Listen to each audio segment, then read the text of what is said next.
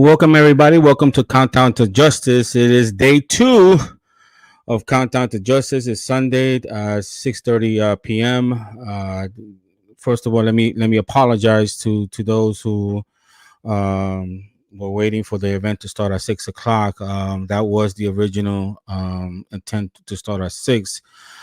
However, I had a close friend of mine who passed away in church, and the funeral was from 5 to 8, and I just had to go at least just for a good 30-45 minutes just to pay my respect to that family. It's really hit me hard, so I do appreciate everyone waiting for me. So but today's day 2 of Countdown to Justice. It is Sunday, February 21, and as each day go by, we get closer and closer and closer and closer to Countdown to Justice. I cannot wait. I had an awesome show yesterday. For those who didn't catch yesterday's show, the first 2.5 hours is dedicated to the juvenile diabetes. I thought I got a lot of compliments for that show, for the information that was given about type 1 and how it affects juvenile diabetes. For those that don't know, last year, my family, we all of us four got COVID. But the hardest news is that we got news last year, which caught all of us by surprise and just devastated me and my family, is that my daughter Jasmine was diagnosed with type 1 diabetes. And it was a shock. It really, because if you see that, if you see my daughter, she's tiny. Out of all us four, she's the one that eats the healthiest. She's the one that exercises the most. So it really hit us hard, and that's as a matter of fact, that was the GoFundMe page was for her medical equipment. So yesterday's show was dedicated to the first 2.5 hours. A lot of information. This is why I'm doing this event. This event is it's obvious to celebrate Zack Snyder Justice League, obvious, but also to raise awareness for juveniles diabetes. And I thought it did well. Then after that, 1:30, I had Eric Davis who joined us. It was pretty awesome. Eric Davis was pretty awesome. You might want to check that out. It's a lot of information, and I'm not going to talk too much about it because I want to talk about that with my guest right now. So without further ado, I'm going to bring in my guest, Enosh, and my brother. Thank you so much for really joining me. What's up? Man, I really do appreciate you waiting the extra 30 minutes. I was speeding, and I said to myself, just relax. So I really do appreciate that, man. But Well, I only had 34 minutes, so I got to go. Hey, it was nice being here. Thanks so much, man, for having me. We'll see you guys next time. Bye-bye. Oh Lord. It's something else, man. But yeah, man. So it's I've been following you, man, and I like your content. I definitely love your show, and I wish I wish for the most part, us decent people, that we support each other. That's what we're supposed to do. Support each other. Absolutely. Not get jealous. Of one another. Just support each other. And I'm not a jealous person, to be honest with you. I just, if I see my brother or my sister, they're prospering, I'm more happy for them. So I really enjoy it. So I wanna get to know you first before we discuss Zack Snyder Justice League. What made you decide to do your own show? Well, first of all, I got to say, Louis, it's actually my pleasure to be here. and I'm happy to be here and actually meet you, bro. And I told you a little bit when you reached out to me. I've known who you were for like a while now, man. Like Really? I used to watch other YouTubers who like quoted you all the time, and I was always like, who is this Louis Santino guy? Like I could never find anything on you. And so it was really cool. Like when I started kind of getting into some of the groups that I'm in now, and they're like, oh yeah, we know Louis. And I'm like, he exists. That's awesome. So when you asked me to do this, I was like, heck yeah, it's a personal thing now because I needed to meet you and know that you are a real person. But a lot of people actually I didn't want to do I actually didn't want to start this. I did not want to start this, but people push me, start doing this, and this is not my daytime job. I do this because I love it. I like to talk about DC, fellowship, speak with fans, speak with other, YouTubers. Once in a while, if we get lucky, we speak, someone who's connected. So and also put a face to let everybody know. Listen, I'm not a coward. A lot of people like quoted me. Here I am. Here's my face. Because there's one thing they could tweet about behind the keyboard, right? And whether they're right or wrong, nobody's gonna know who they are. I'm very comfortable in my skin. I know who I am. That's awesome. So, yeah. So and I know who you're talking about, and and it's funny. It's funny. At the end, he said, well, he didn't say me, but he said the person that I know was incredible. And then everything that he said, that he quoted me, started coming down. It was coming into fruition. And then he said, I still was wrong. I'm like, really? First, you quoted me saying that I was credible. Then you said I was incredible because it wasn't happening. Now that everything that I said 2 years ago is happening, I'm still not credible. Oh, well. But dude, you just got to take it as it comes, man. And, and just keep your head high and just move on no matter what, But no, I'm glad to meet you, man. I'm glad to finally meet you. So you asked me how I got started streaming. So, I've been involved in, different forms of broadcasting for quite a while. I've produced some radio shows before, and I did an online radio show and podcast for about 5 years. I kind of inherited that show. A friend of mine named John Rock did this show for a little while, and I was his co-host when we first started. And then he had some health problems, and so he turned it over to me, and he called it The Rock Show because his name was John Rock. And so when I inherited that, I'm the type of person like if you watch my show, I try to be entertaining. I try to do something that will be a little different maybe than what you see with other people, while, still trying to provide news and information and stuff, but making it fun, and look, I'm self-deprecating. I don't have a problem making fun of myself and just having fun and being stupid or whatever.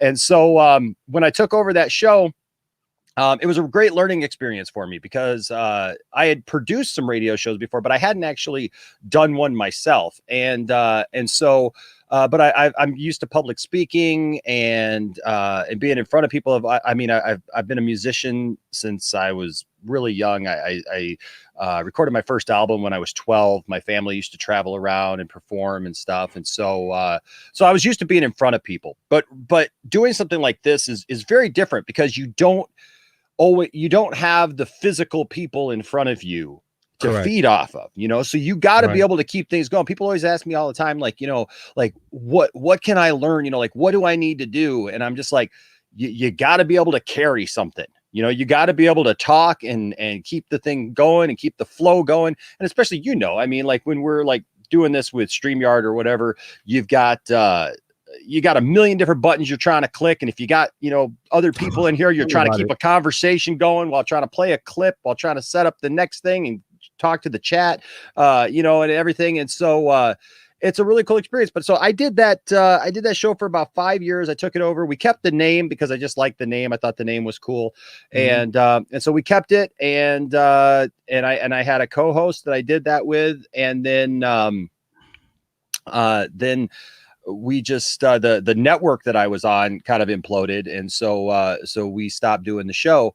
But what actually got me started on this was on YouTube, was back in about 2013, 14. You know how like I don't know, I was in sales, and so I was in my car all the time. Right. And I often joke about how you go through these cycles. Like first, like you listen to all the music that you have and Right. all the music that you could put, and you're listening to the radio and Right. everything Right. else. And then you just get sick of listening to radio. So Right. then it was like podcasts and stuff. So I was listening to podcasts, and I got kind of sick of listening to podcasts. And then it was, what else was I listening to? I was just, I was sports talk. All right. So like I was listening to sports talk and talk radio, and that got old after a while, some of the people that I was listening to, and it was just like, okay, what's next? And so I started hooking up my phone when I this goes back a little ways, because I got a everything plan where I didn't have to worry about roaming and data and all that stuff. So I just hook up my phone, man, and I'd put on, like a YouTube channel, and I just listened to stuff, and YouTube videos and everything when I was driving around making calls. I wasn't watching them. I was, I had the sound on, and I I was being safe, Right. but I started doing that. And so about 2013, 14, I started noticing, because I've always been a nerd. I've always been a big movie buff. I love movies. I love films. I love pop culture. My house is like a museum to pop culture. I'm very blessed. My wife and I, I've known her for about 23 years, but we've only been together. We both had prior lives and everything. We were friends for the longest time, and then some stuff happened in each one of our lives, and so we ended up together. And so we got married in 2012. And she's perfect for me, man. She collects toys just like I do. She loves Star Wars and superheroes and all that stuff. And we got 3 boys. I have 2 stepsons and then my son, and we're all into this together, and we all collect together. We go to Comic Cons. That's cool, man. That's cool. And do stuff together, and my wife cosplays, and and everything. And so that's awesome. So that's our life. And so the thing is that when shortly after Tiffany and I got married, like I said, I started listening to all of these like movie YouTube channels, right? So I got in there with everybody else, like with like AMC Movie News, right? And I know some people like, go boo John Campea, but look, John Campea inspired a lot of us to get, like, you can love him, hate him, and he's made some really bad calls over the last little while, but there was a lot of that inspired me to, like, every day, man, I was listening to, movie news and wanting to just soak up everything that I could possibly hear about what was coming out. And, because that's what I used to do. I used to go, and like read movie magazines, like I'd go to the bookstore and I'd be like, on my lunch breaks and stuff. And I'd, read about, new movies and stuff coming out. And so when I saw that there were YouTubers doing that, YouTube was kind of fresh and new. And I was like, well, that's really cool. And so I made a YouTube channel, but it was not to be a channel. Okay. It wasn't the Poindexter Lounge. It was just, my screen name was Enosh Fett, because my last name is Fee. So my name is Enosh Fee. And so I'm a big Boba Fett fan. And so I just made it this screen name Enosh Fett. And I just started uploading little stupid videos and stuff that I had made with friends and done, and that's all it was. And so I watched like all that stuff back then, when Collider took over, and, they were doing Jedi Council and stuff leading up to The Force Awakens, man. Like that was my jam. Every day, man, I was listening to Movie Talk, and every Thursday I was listening to Jedi Council, and I was listening to Heroes on there with John Schnepp. And I was just, man, I was fully in. And my wife, the church that I worked at, I worked full-time in sales for FedEx. And then I also worked part-time at a church that was an hour away. So I had this long commute. Yeah, dude, I was constantly driving. And so I had a lot of time to listen to this stuff. And so anytime I had my kids and my wife in the car, they were listening to stuff with me. So they were listening to Jedi Council, and they were listening to all this stuff. And that's cool, man. That's cool. Yeah, man. And so we just kept on that way for a few months. And then it kind of started where one night, Tiffany and I and the boys, we were sitting around, and we had we saw that Sharknado 3 was coming out. And we had seen the first 2 Sharknados, and look, they're absolutely ridiculous, over the top, stupid, silly. But I love that. I love that schlocky kind of, humor. And so so the craziest thing, Tiffany and I watched that, and when we got done, we were laughing so hard. Tiffany turned to me and said, Enosh, we got to talk about this. Like, why don't we just like upload a video of us like talking about Sharknado 3? And I said, okay. And so we've got this video. It's about 25 minutes long, and we just kind of recapped all of Sharknado 3 while just laughing and just almost crying laughing because it was so stupid and over the top. And we just had such a fun time doing it. And we go to movies all the time. And so we started this thing. My wife said, hey, we should talk about movies, and we should like make like a little movie show, and call it, she wanted to call it Spoiled.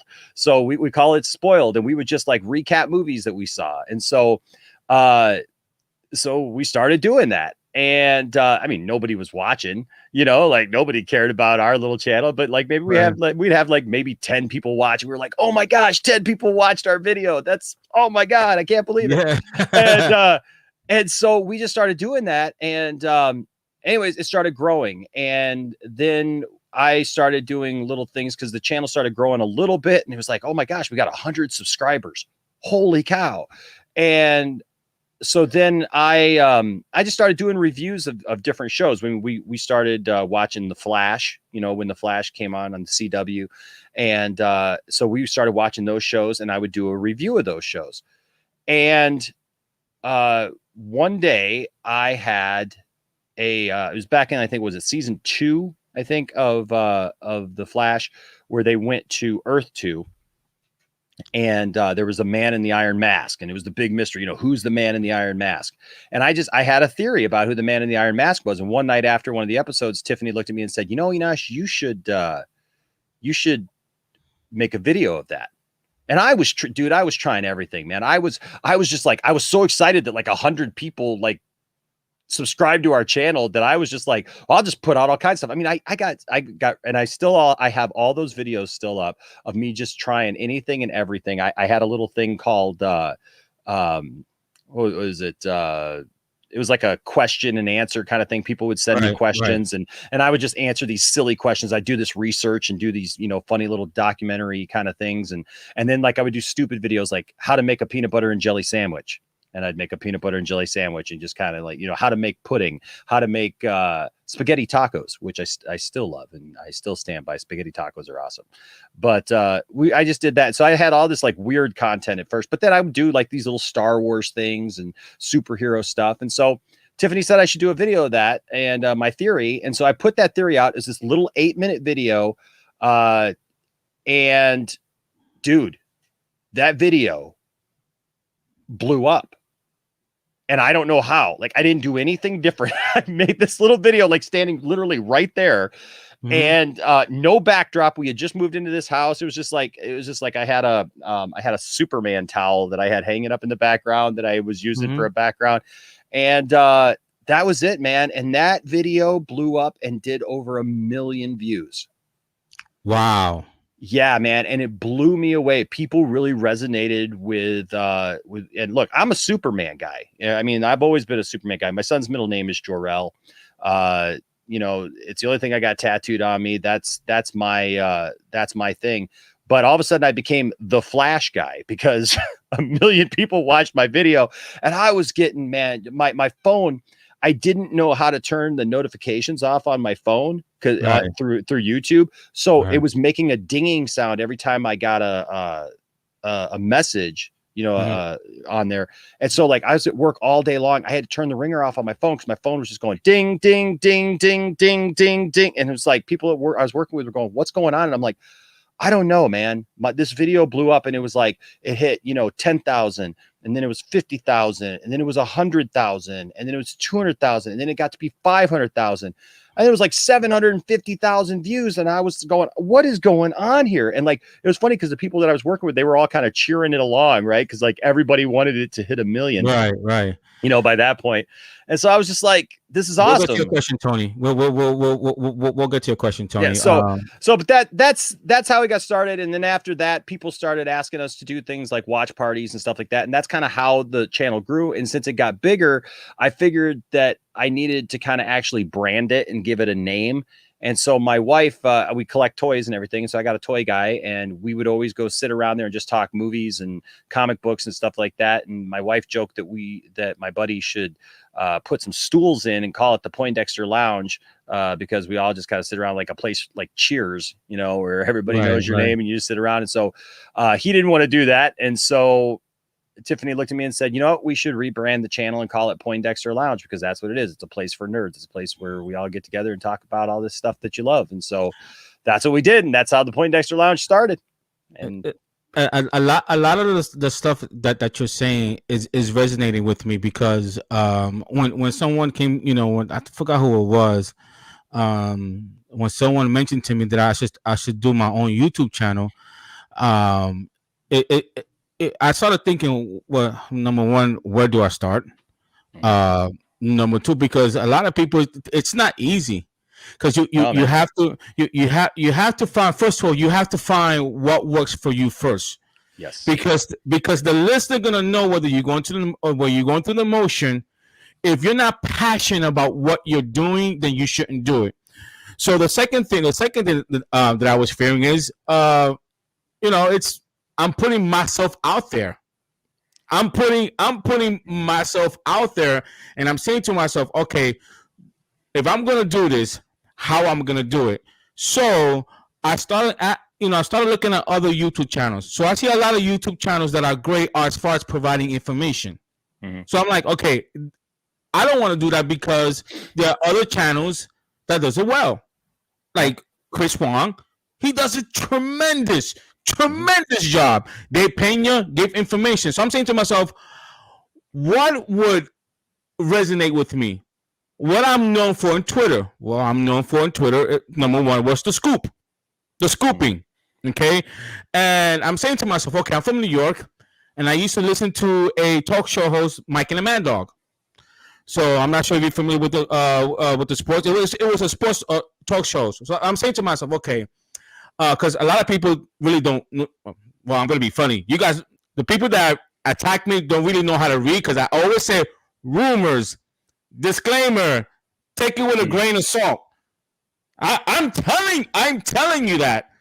So I say to myself, okay, maybe I could do my show and talk about rumors, because it seems like a lot of people like talking about rumors. Mm-hmm. It's no different with Stephen A. Smith talking about trade rumors that he's hearing. I mean, I'm not sure what 2 years ago, every single person, even Stephen A. Smith says, Kevin Durant showed me his phone. No. A player showed me his phone that Kevin Durant is currently recruiting people with the Knicks.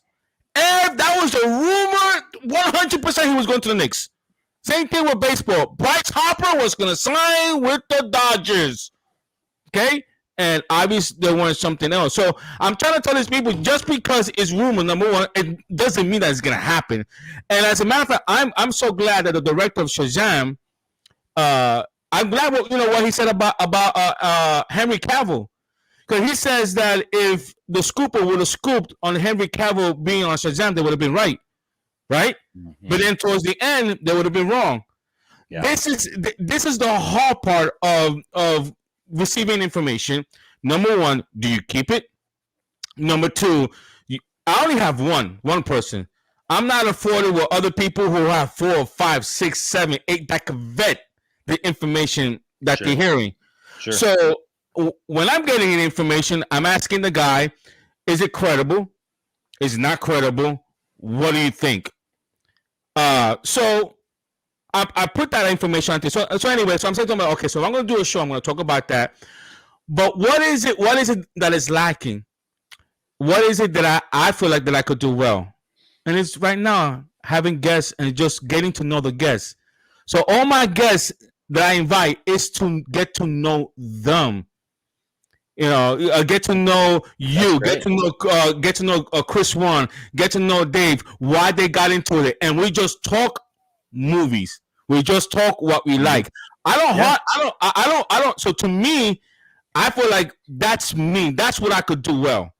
See, and you nailed that, because like for me, so it's funny that you mentioned scooping, because I get asked all the time, like, Enosh, why don't you do more scooping stuff and like talk about rumors and like talk about the stuff? And it's like I've told people, it's like, okay, one of the most disappointing things to me always, just as a fan, was when like I didn't know who to listen to. And there's plenty of people out there who do scooping, and we actually have a show on the channel called our 2 cents on nonsense.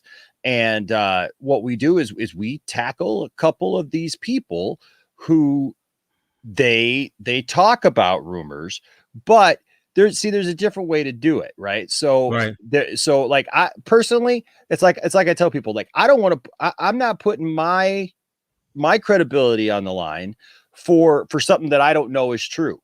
Right. And we talk about rumors every once in a while. Like we'll do a show. We'll be like, hey, here's some things that people are saying, but I don't know. Like, and I've had people press me sometimes, like trying to bring me scoops and trying to get me to report it because, they think that they're doing me a favor. And I politely said, hey, that's not my thing. I don't want to get into that, because just what you said, like the minute it's wrong, you get this wave of people coming after you. And it's Lord. like, if I can't verify it myself and I don't know that it's happening, I'd rather not. I got other things that I could talk about. You know what I mean? Right, like this stuff. And so that's what I tell people. It's like when you come to the Poindexter Lounge, you are going to get something that like I know is either like extremely credible, or that I know personally, like I've already read this is happening.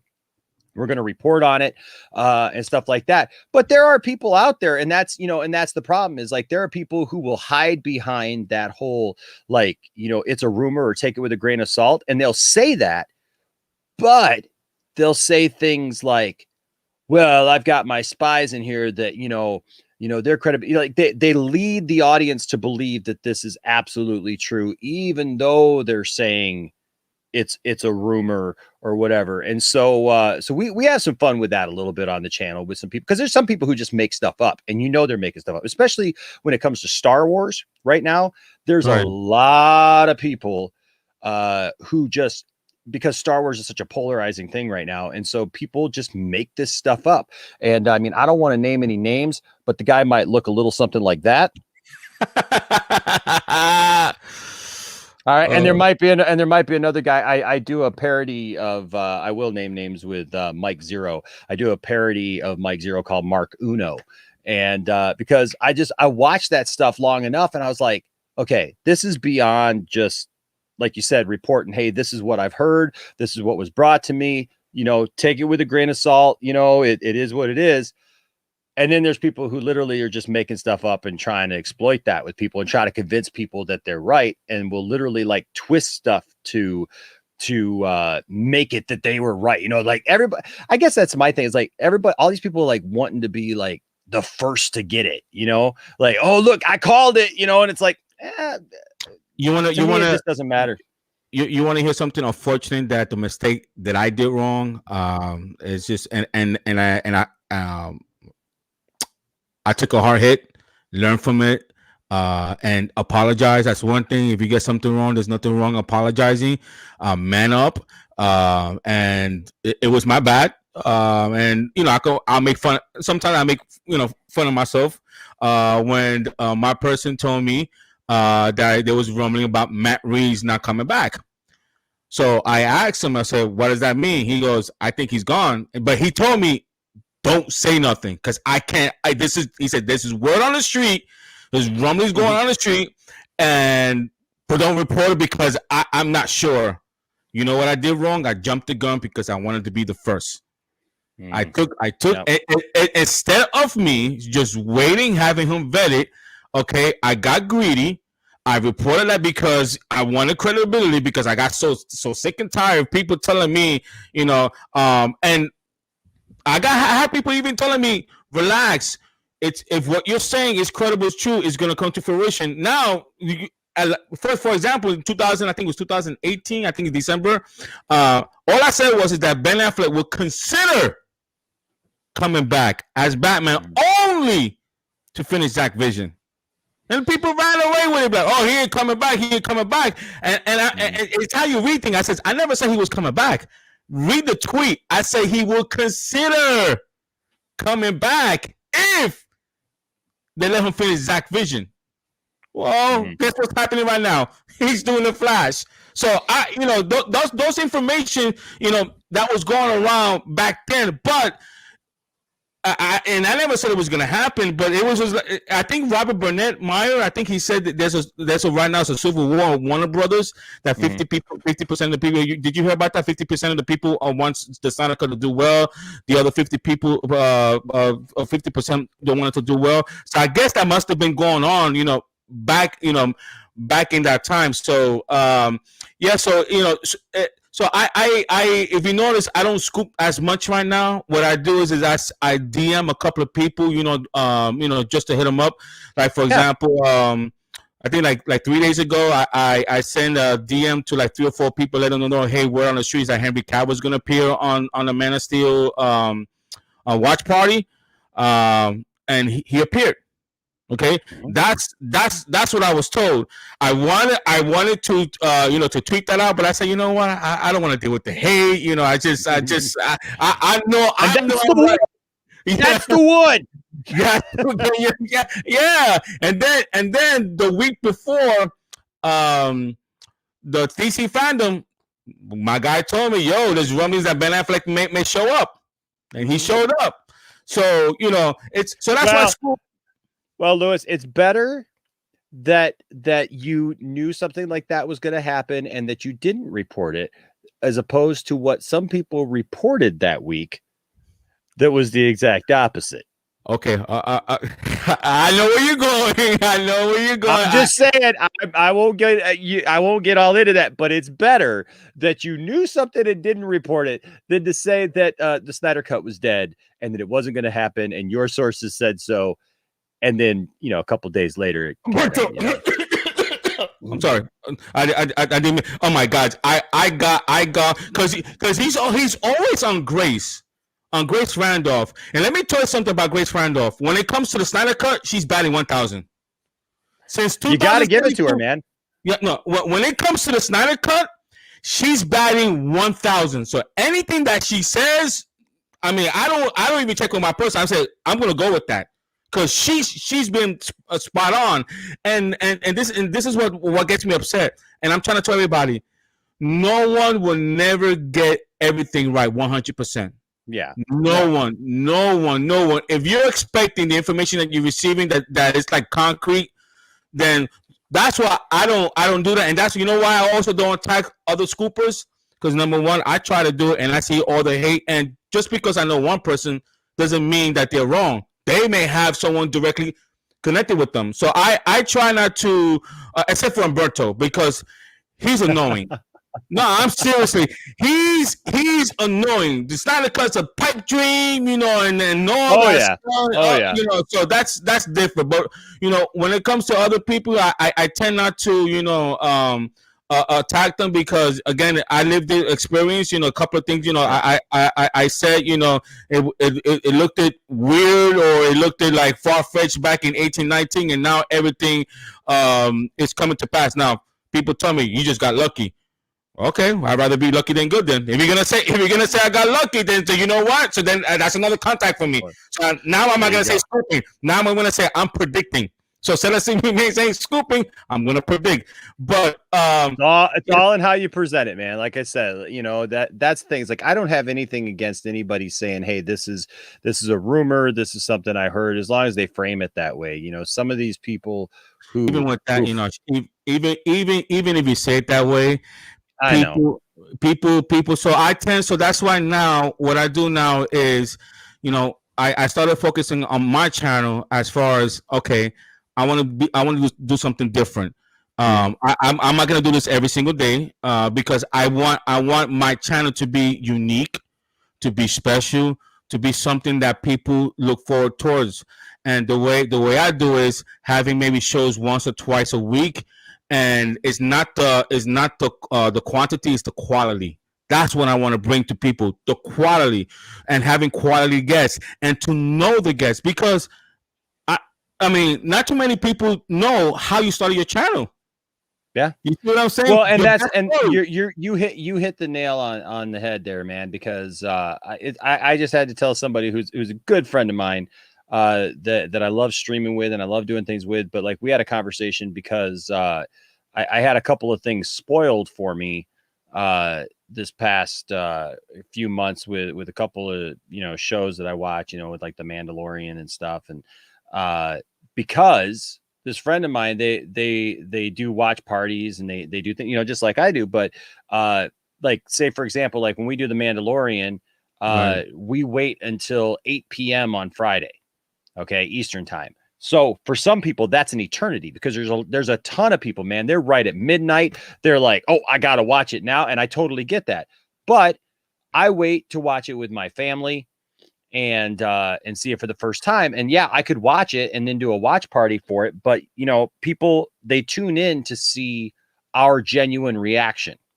You know, like that's why they're tuning in. So I'm not going to watch it ahead of time and be disingenuous with the audience. And so I was telling this person, I said, because when you know, spoiler alert for the Mandalorian, I mean, pretty much everybody knows this now, but like say for example, when Luke Skywalker showed up, right? Mm-hmm. So this person, uh who, he did his watch party, and then he scheduled a video for like Saturday, right? Because he had already spoiled the Grand Admiral Thrawn drop for me earlier, and so he felt really bad about that. And so he was on the phone with me that morning, and he said, Enosh, do not look at social media, don't do anything, man, you got to see this. This is like something really, you know, special, don't let anybody spoil it for you. I was like, oh heck yeah, man, thank you, I really appreciate that. And that was like at 9 in the morning. Literally like 11 o'clock, 12 o'clock noon, I'm making lunch. All of a sudden I get a notification that he scheduled a video for the next day that says, you know, Luke Skywalker. And I was like, Wow. and so I called him and I said, hey man. He says, yeah. I said, you know what happens when you're subscribed to somebody and you got notifications turned on and they schedule a video? And he's like, and it was silence. And he goes, yeah, well, no, man, that's not what that's about. I said, dude, don't. I said, don't. I said, I already know. I said, it's fine. I said, but you know, I said, here's the difference for me is if you build up your audience and your audience trusts you, like my audience doesn't come to us to do the Mandalorian watch party or the like WandaVision watch party. They don't come to us because we're first, because we're like right at midnight and you know, they got to watch it right at midnight. They come to watch it with us, to watch it with my family. So it's a destination. Some people, by the time we get down to it, they've already watched the episode 5 times, you know, but they want to watch it again with us to get our reaction, to see our, so it's better, like you said, the quality of it than necessarily beating everybody else to the punch. You know, just last Sunday, man, for the Snyder Cut trailer, right? I was at church when it dropped and I couldn't talk about it, right? After I got out of church, a bunch of stuff came up. I couldn't go home and stream about it. Then I had to go pick my son up and I had to drive one way 40 minutes, pick him up, drive back 40 minutes. I didn't get back till like 6:30, you know, PM.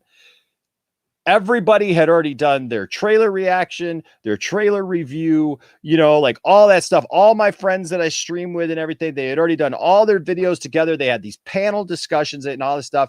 And I was just like, well, dang it. What do I do? And then, you know what? I just had to realize, you know what? I'm just going to do my thing. I'm just going to do a review. And I kind of put that even in the thumbnail and stuff. And I said, you know what? I've waited all day to talk about this. Exactly. Here it is. This is my take on it. And I did the same thing with another thing too, like that. And the funny thing is, dude, is that video blew up. And I mean, like right away did like 3,000 views because it wasn't about the fact that I was first. It was about making an inclusive place where people can come and talk about it and have some fun and be excited about it still, even though it was later in the day. So you're absolutely right, man. If you make a destination for people, it doesn't matter that you're first or you're the first person to, you know, give some information, you know, as long as you're putting your spin on it and people care about what you say. And not only that, but if there's a connection with you, if they connect with you, I mean, if you tell them the sky is blue, they're gonna believe it. It's connecting. It's connecting with the audience. Now, hey, I tried to do a trailer reaction last week, and I got blocked. And I'm saying to myself, how does everybody else Oh, do a I trailer know. reaction? They don't get blocked, but then I get blocked. What am I doing wrong? Like Yep. so is that normal? Oh yeah, man. I tell you what, man. I have had to fight that, forever. And the thing is I've asked, some when I was starting off, man, especially because we did a bunch of trailer reactions, and I had to play around with the verbiage, like, because Oh, when you can submit an appeal, for it, if you get copyright claimed on something, I would submit an appeal, and I had to play around with the verbiage, and sometimes I get flat out denied, and then other times, it would get reinstated. And I was like, what did I say there? And you can never go back, because once you make the appeal, you can't go back and read what you wrote. And so finally, what I started doing was I started opening up a little note on my phone, and I would type it up, and I would just start kind of playing with the verbiage of what I would say. And I just came across as very professional. And I quoted fair use law. And I just said, hey, fair use says that you can do this for, um, commentary, for education, for informational purposes, and blah blah. And I would just go down the list, and I would say, look, this is what this video is. This is our video, owned by the Poindexter Lounge. This is what we do. We are literally fulfilling the very definition of fair use. And more times than not now, those get lifted. The only ones that really suck is when we had something happen during a live during WandaVision episode 1, where we got a community guidelines strike. That there was some more things involved in that. There were some people involved in that tried to strike the channel, but it wasn't a copyright strike from Disney. It was people who found a little loophole to come at us. those And are haters. Are they haters? so they flagged us, and you know what, but we got through it, and we came back. But we got that dismissed, and we're moving ahead. But that's the thing, man. It's like sometimes it's just not worth it. Sometimes I'll put out a video, and maybe I use a little drop or something like that, and I'll get a copyright claim on it, and I just have to look at it and weigh it out, right? Okay, so I did a 3.5-hour stream, and I played literally a 4-second clip, and they want to take all the revenue from, whatever revenue I would have made, all 50 cents of it, because I played that clip. And it's like, well, I got to weigh it out. And so sometimes it gives you the option to clip it. Obviously you can't do that if you're doing a reaction video. No. And I, for a while, like I experimented with different things, because I would see some people start and stop the videos, and everything. I did that once, where like I would play it, and I'd stop it and talk about it, and then hit play, and like, oh my gosh, the people watching were like, nope, we hate that. We're never going to watch another one of your videos, blah, blah, blah. And I was just like, okay, I'm not doing that, because that's counterproductive. Right. So I just tried to get creative with it. And, I tried to make sure that I don't have the volume, super high, make sure that I'm talking over it, and, providing commentary. And then that way, if I have to prove that that's what I was doing, that's what I'm doing, but there's no, look, you'll watch YouTube, and they got all kinds of videos and stuff to tell you, oh, if you do this and this, you won't get it or whatever. There is no 100%, key to doing that. There just isn't. Sometimes you get claims, sometimes you don't. Sometimes you got to fight it, and sometimes you just got to go. Yeah, I decided, when I did my reaction trailer, they said I could fight it. I'm like, I'm not gonna, waste my time, for something that is just a reaction trailer. I just did it because, I just wanted to try something different, but that's not what really my channel is all about. Like Ali Brooks, she's awesome with her trailer reaction, so it's good. But let's get into the Snyder Cut. Yeah. For me, this whole thing actually started a week before BVS was released. Now let me explain what do I mean by that.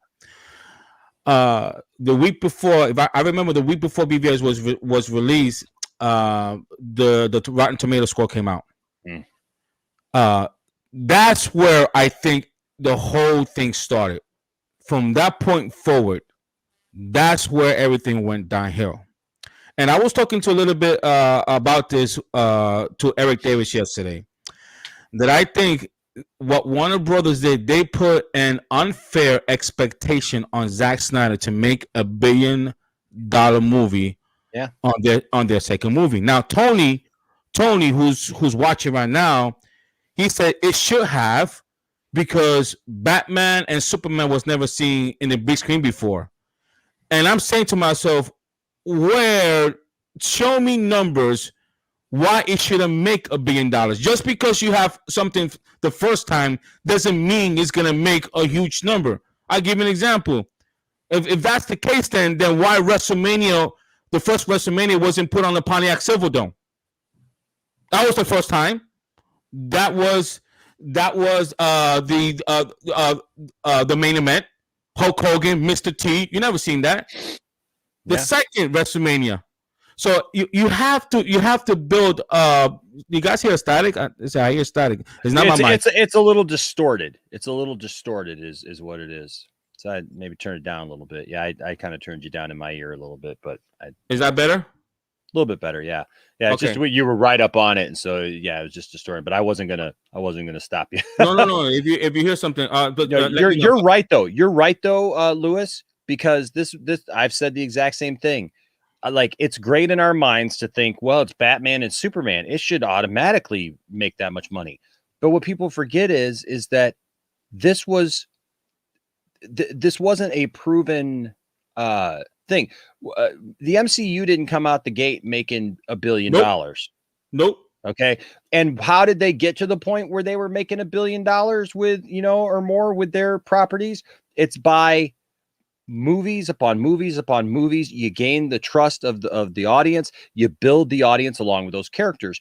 You can't just throw characters into something and say, well, that's going to make money just because people are familiar with the characters, because it's still a new representation of those characters. So people could go into Batman v Superman and not know, hey, am I getting a Christian Bale style Batman? Am I getting a Val Kilmer style Batman? Am I getting a George Clooney style Batman? We don't know the first time you see it out the gate. And also, with Superman, all we had up to that point was Man of Steel. Like, look, I love these characters too, and I think that they should make $1 billion out the gate, and that everybody should love them just like I do. The reality is that,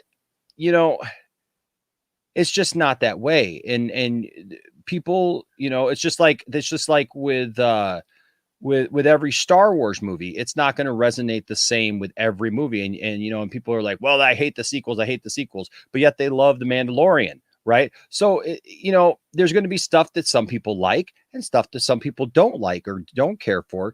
And so you can't put these expectations on everything that this should just automatically do it just because it's this character or that character, because the reality is it could be one of many versions of a character.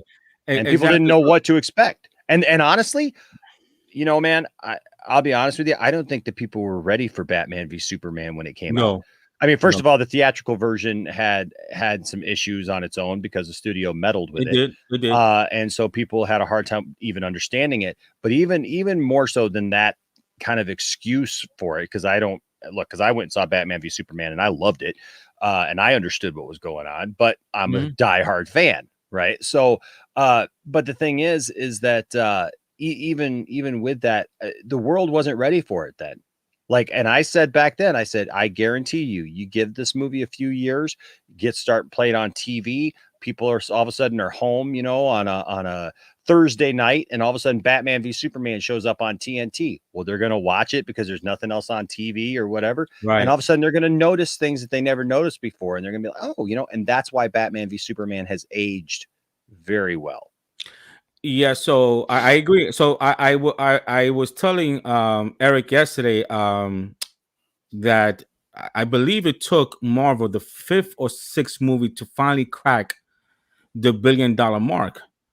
And the mistake is that Zack publicly said that he was never going to make a 10 movie. His thing was a 5-story arc, period. Okay. Now he could. There was room for it to branch out, so other directors could pick up the character. But for them to put that on an unrealistic expectation on Zack is to me is where it started. And to the point that even Zack said that when he saw the backlash that BVS received, he had to change his original script that he had attended for Justice League. So, going to the movie now, the two main complaints, not hardcore DC fans, the Marvel and the bloggers have is number one, the Martha scene, and number two, Superman dying too young. So I asked this question, and even Tony, because Tony is a big Star Wars fan. Me too. Right. Then by your theory, you says Superman shouldn't have not died. There you go. Look at that, Tony. You see, you got somebody that beat you, brother. Oh wow. You got some wrestling there too, bro. Oh heck yeah, man. Yeah. Look at that. Wow. Oh man. My wife will never let me put my room like that. Wow. Look at that, Tony. Wow. I'm not making excuses, Tony. It's a fact. Marvel didn't make $1 billion with Incredible Hulk. They didn't make $1 billion with the first Thor. They didn't make $1 billion with the first Captain America. That's not an excuse. That's a fact. Yeah. Look at it. That's a undeniable fact. Okay. So the Martha scene, and then Superman dying on the second movie.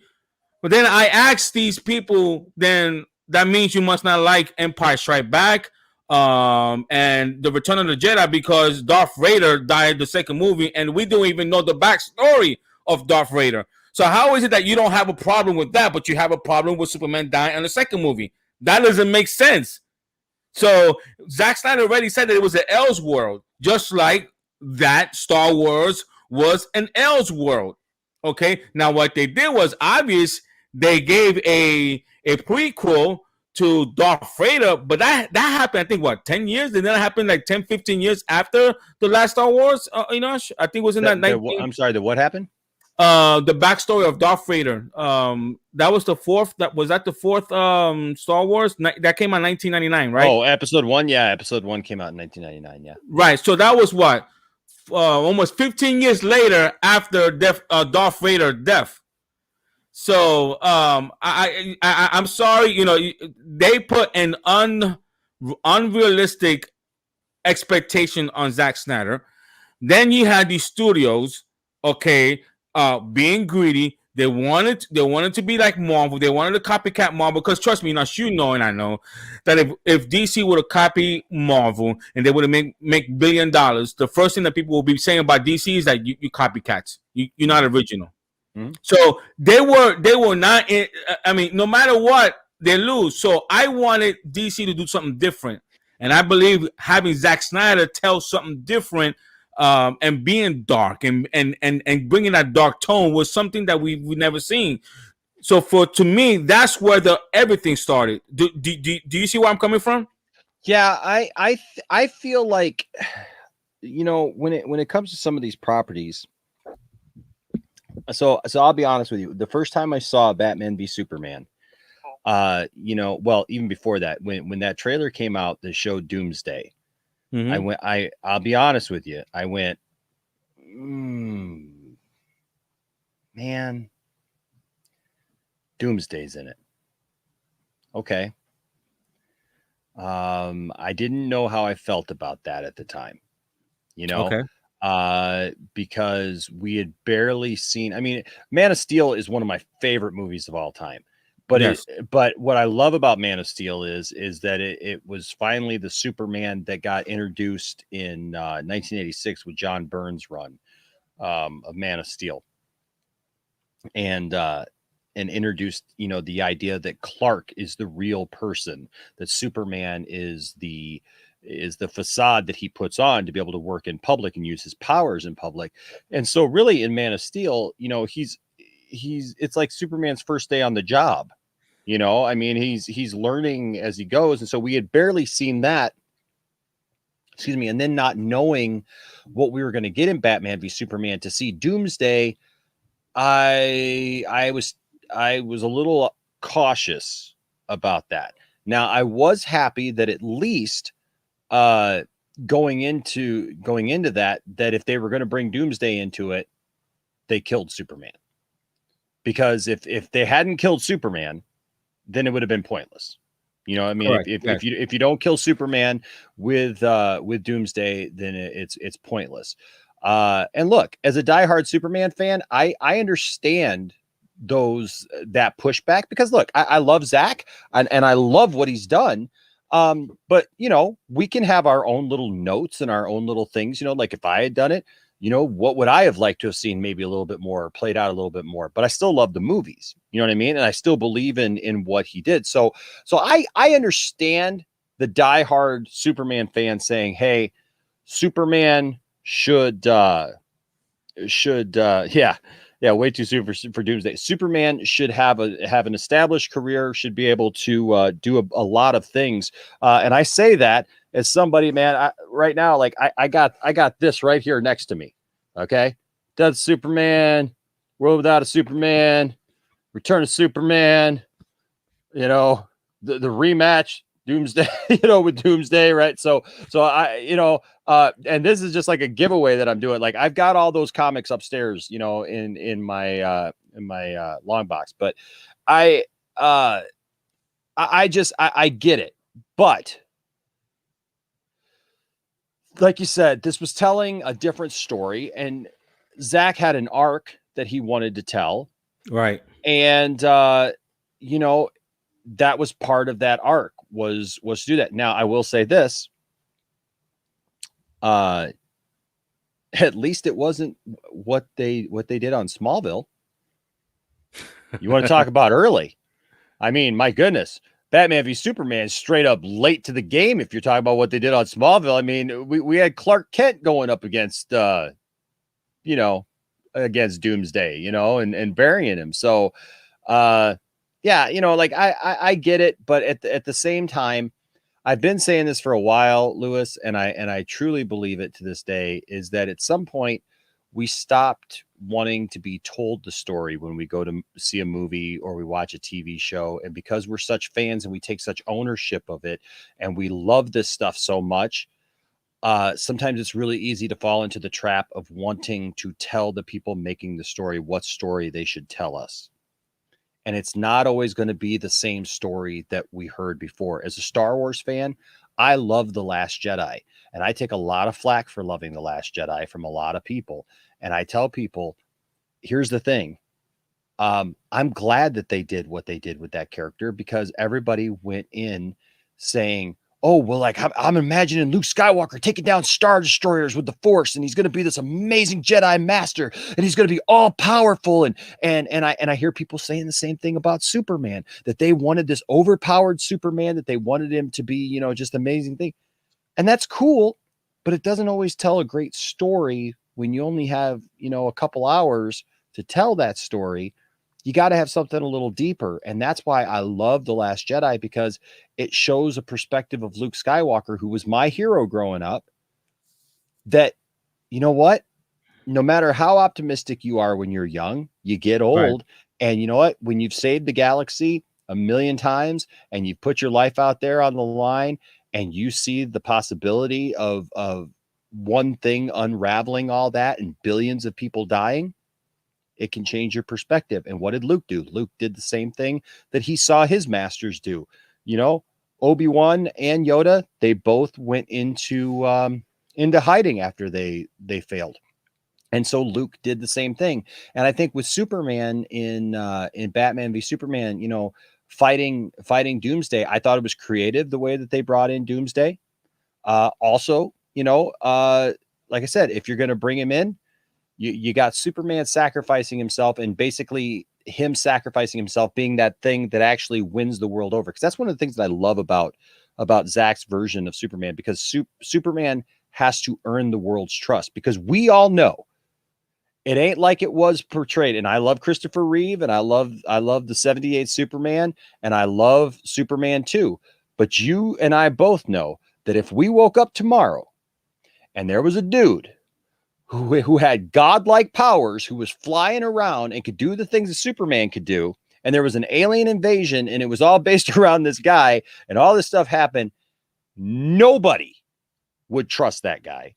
Nobody. He could save all the little cats up a tree that he wanted to save. Ain't nobody trusting that guy with their life.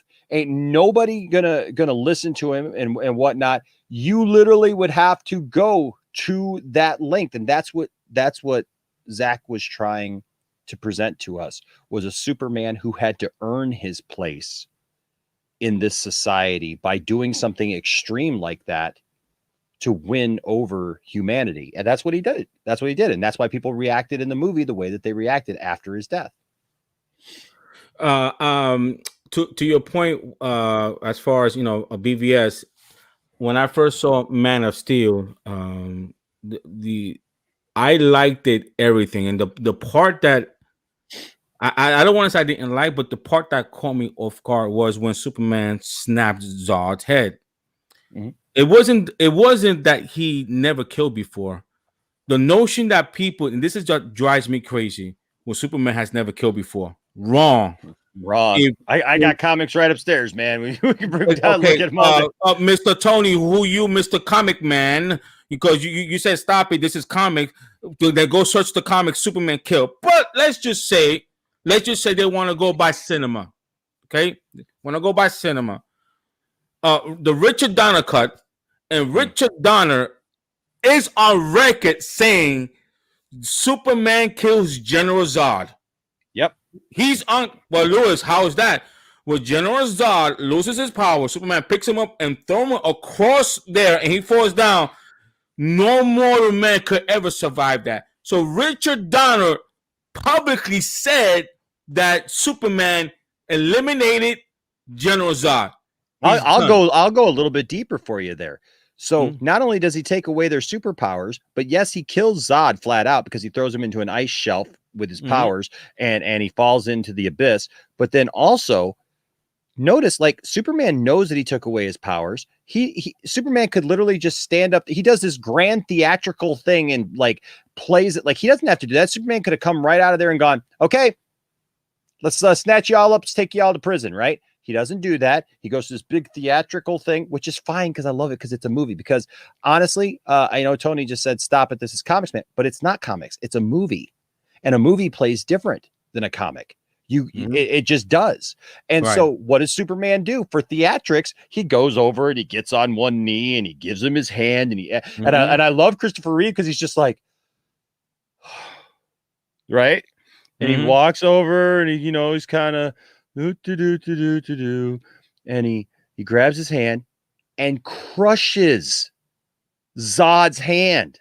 I mean, you hear the snap, crackle, pop, man, and smiles doing it. What a talk sadistic. Superman, Christopher Reeve, Superman crushes a mortal man's hand in his, picks him up by the waist, hangs him upside down, smiles at him, and throws him across the Fortress of Solitude. With no remorse that he just killed one of his kind. And no remorse. And then actually is an accomplice to the murder of Ursa, when Lois Lane sits there and goes, you know what? You're a real pain in the neck. And punches Sarah Douglas in the face, and she goes, and he's like, right? It's just like, yep, good go. I mean, Non is too stupid to even do anything. He just, yeah. So it wasn't the fact that that Superman killed for with the Man of Steel is I've never seen. Correct me if I'm wrong. I've never seen the comics. Now I saw a lot of comics.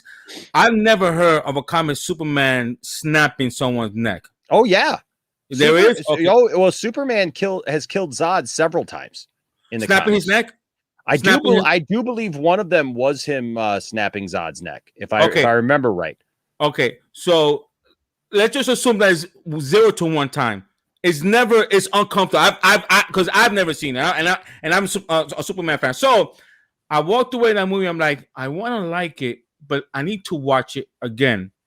And then I started to hear about the complaint that people had about Man of Steel, that Clark Kent lets his father die. That part got me upset. I said, no, no, no, no, no. He didn't let his father die. His father sacrificed himself to protect his son. He respected his father.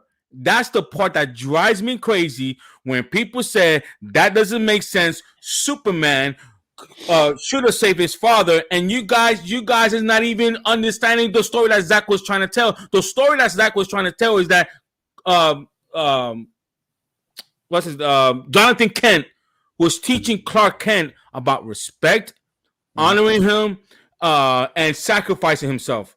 And you know what? I can buy that. Now, see, this is one of those times where I will say that, like, for me, as a Superman fan, I usually prefer it, and I do prefer it actually, where Jonathan Kent dies of a means that Clark had no control over, so like a heart attack or whatever. Right, like I prefer it that way.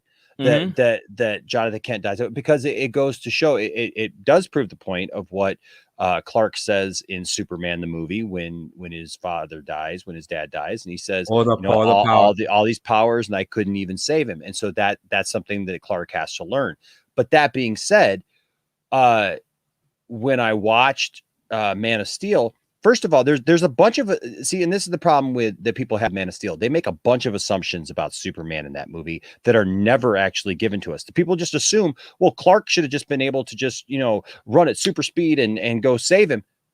We don't know all of Clark's power set in that. We never saw Clark exhibit super speed at that point. He hadn't even flown. So why would we just assume that he could have just even ran up there and saved him? Right? I mean, let's be honest.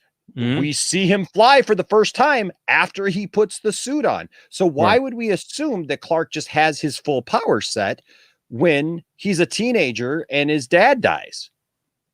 Like that, that's an assumption. That's an assumption on our part because we know who Superman is.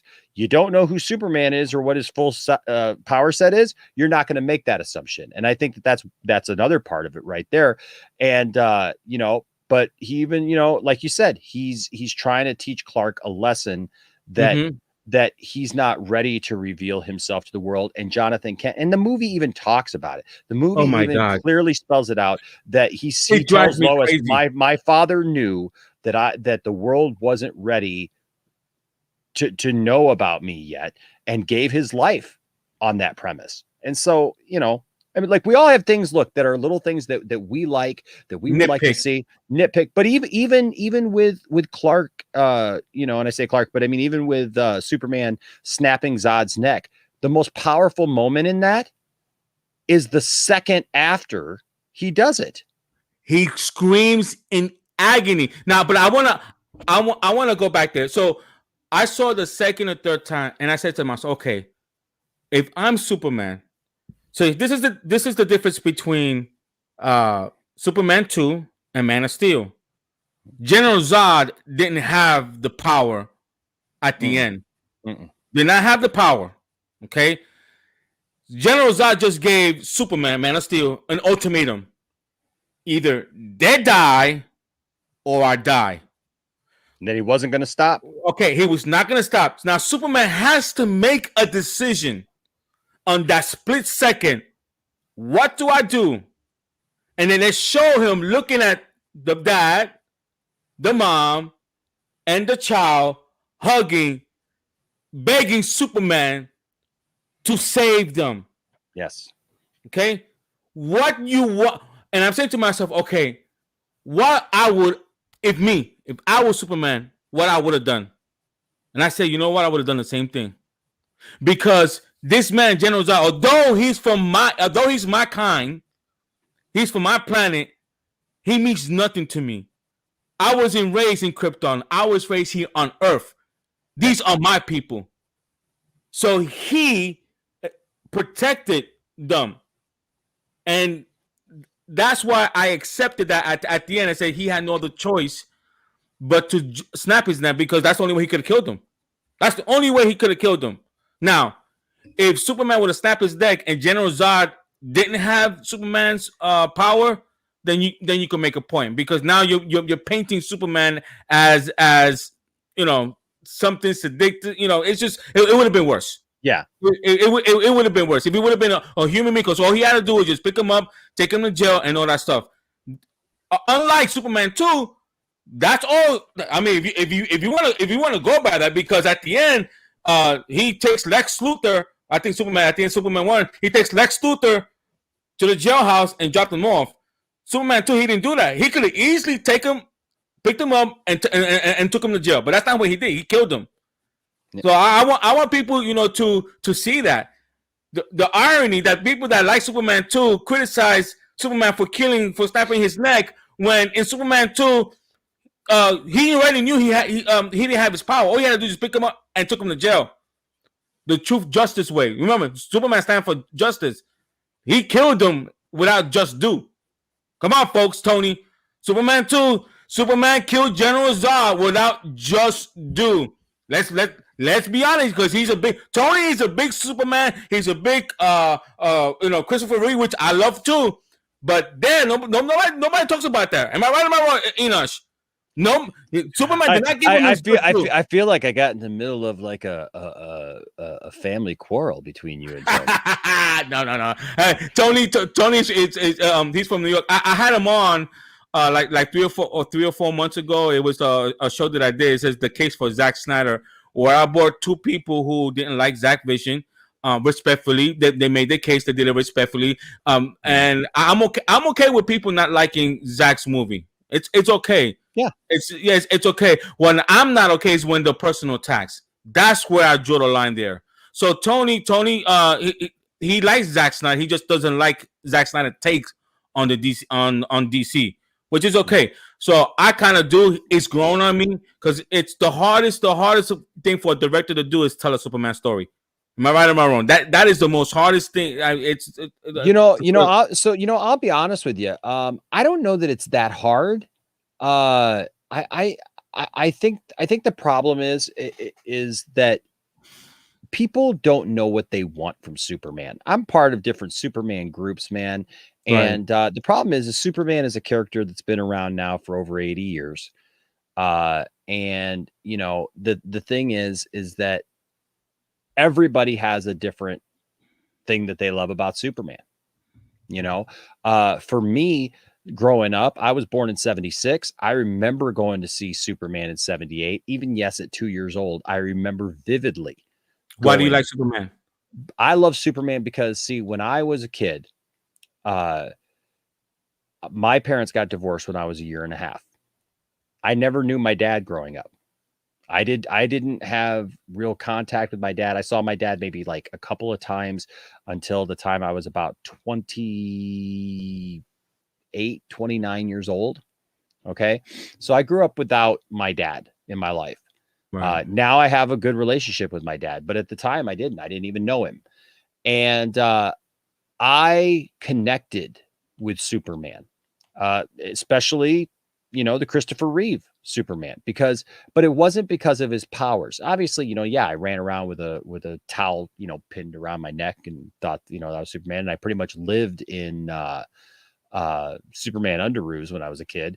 Mm-hmm. But that being said, it was never about that. You know what it was about for me? It was about the fact that Superman loved those that he was around, that he was willing to sacrifice himself for people, that he cared for people. Like Lois literally could get herself in the worst kind of situation, and all she had to do was yell Superman, and he would come running, and I always felt that kind of showed me like what a man should be. It wasn't about the powers. Look, we don't have superpowers, but what can we be to those around us? And so not having my dad in my life always made me want to be the best dad I could possibly be. That's why I named my son's middle name Jor-El.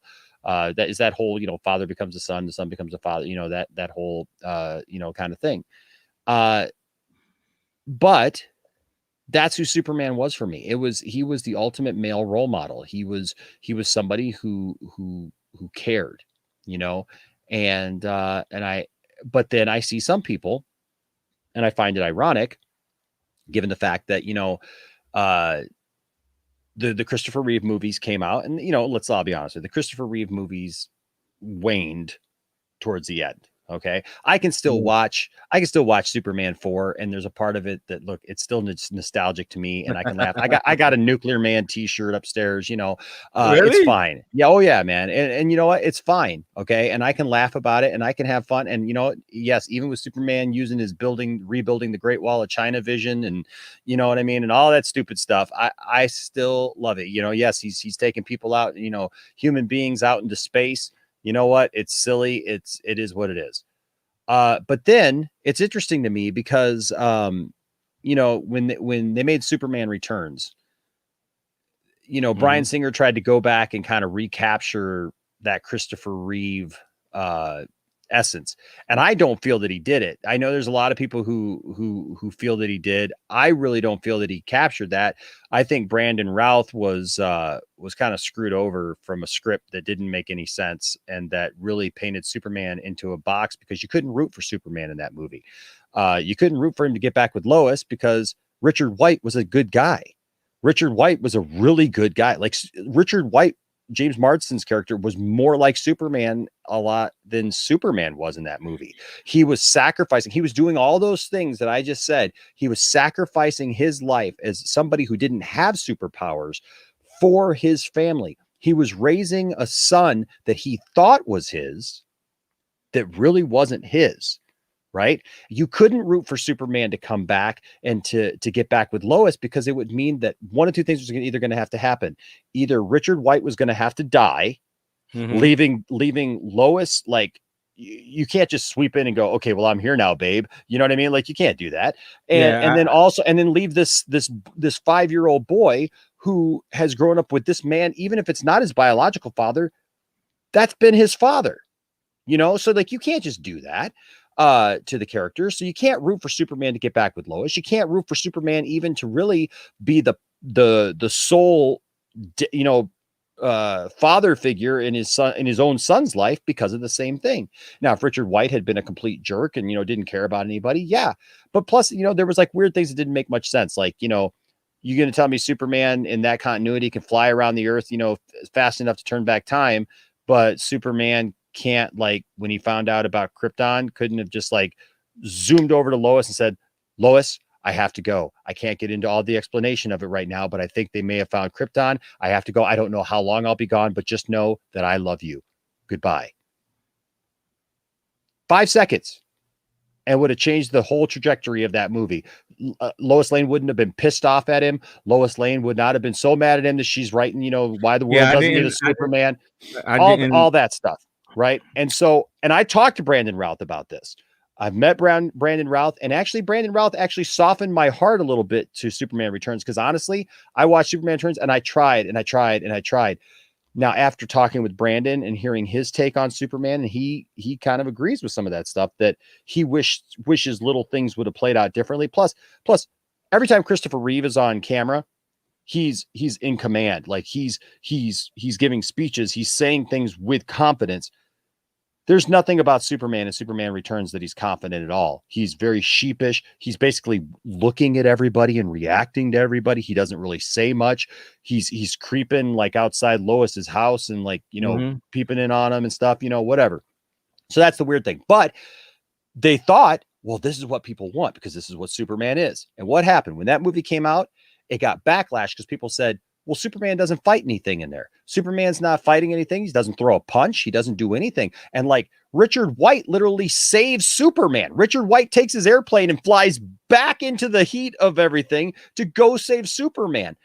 You know, so it's like, Superman gets his butt kicked by everybody because he's got kryptonite all around him and everything. And so there's that. And that's why when Man of Steel came out, I walked out of Man of Steel going, okay, this is the one, man. Yes, they've done this. They've given Superman real life problems. They've shown that Clark is the real guy. He's got the alienation thing going. He's got to deal with real life situations. But Yep. yeah, man, he fights. He gets into it. He mixes it up. But it's got a nice complete story. And all I saw then was, oh my gosh, why didn't they play the John Williams music? Why is Superman acting like this? Superman should be better than this. Superman should be able to solve all these problems. Basically, they wanted perfect Superman again.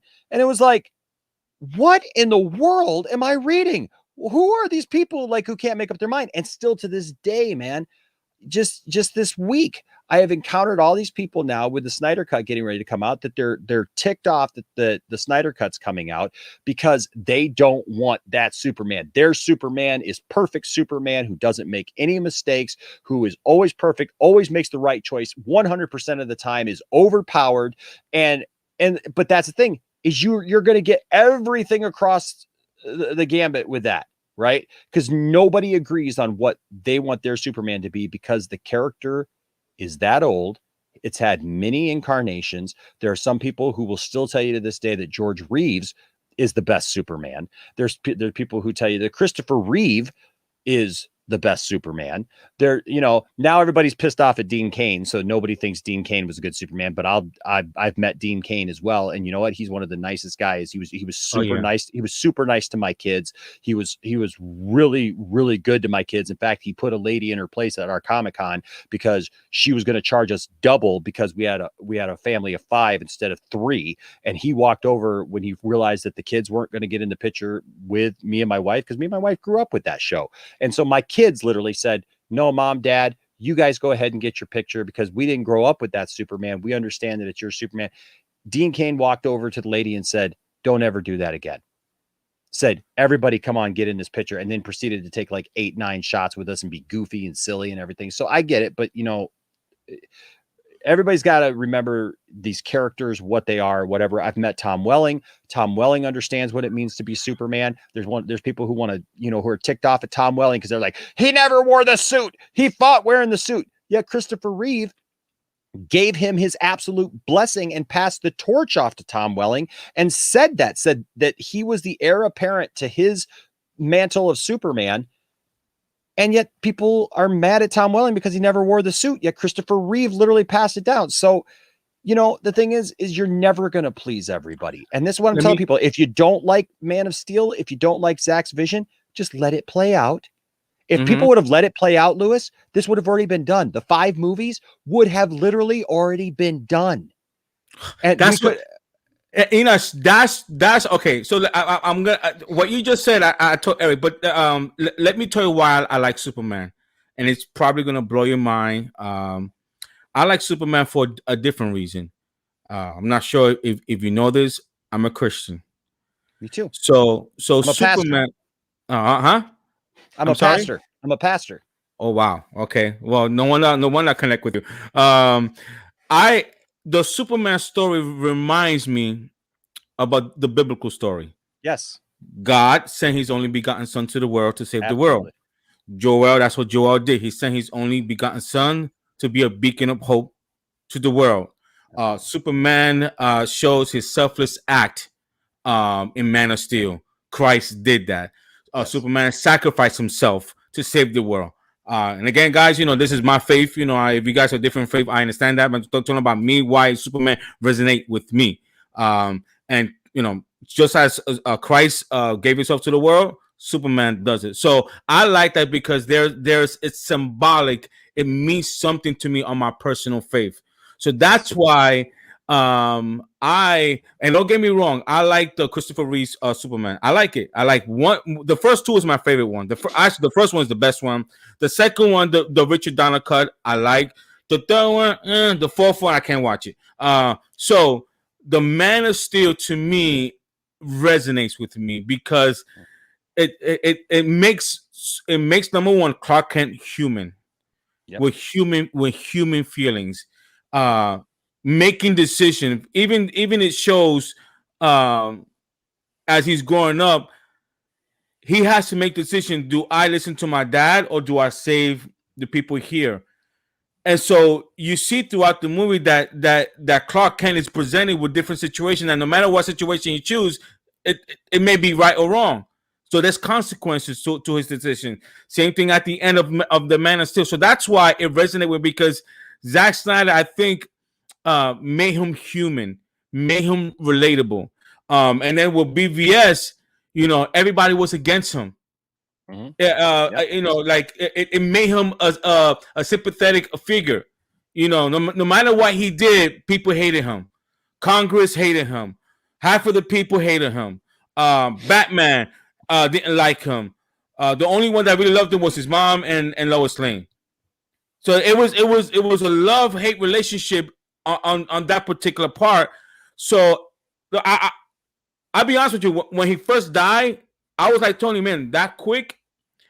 But then when I saw the plot of Justice League, and the plot is that Zack wanted to present the consequences of not having Superman in Justice League, in that movie, how the world felt empty without Superman. I'm like, wow.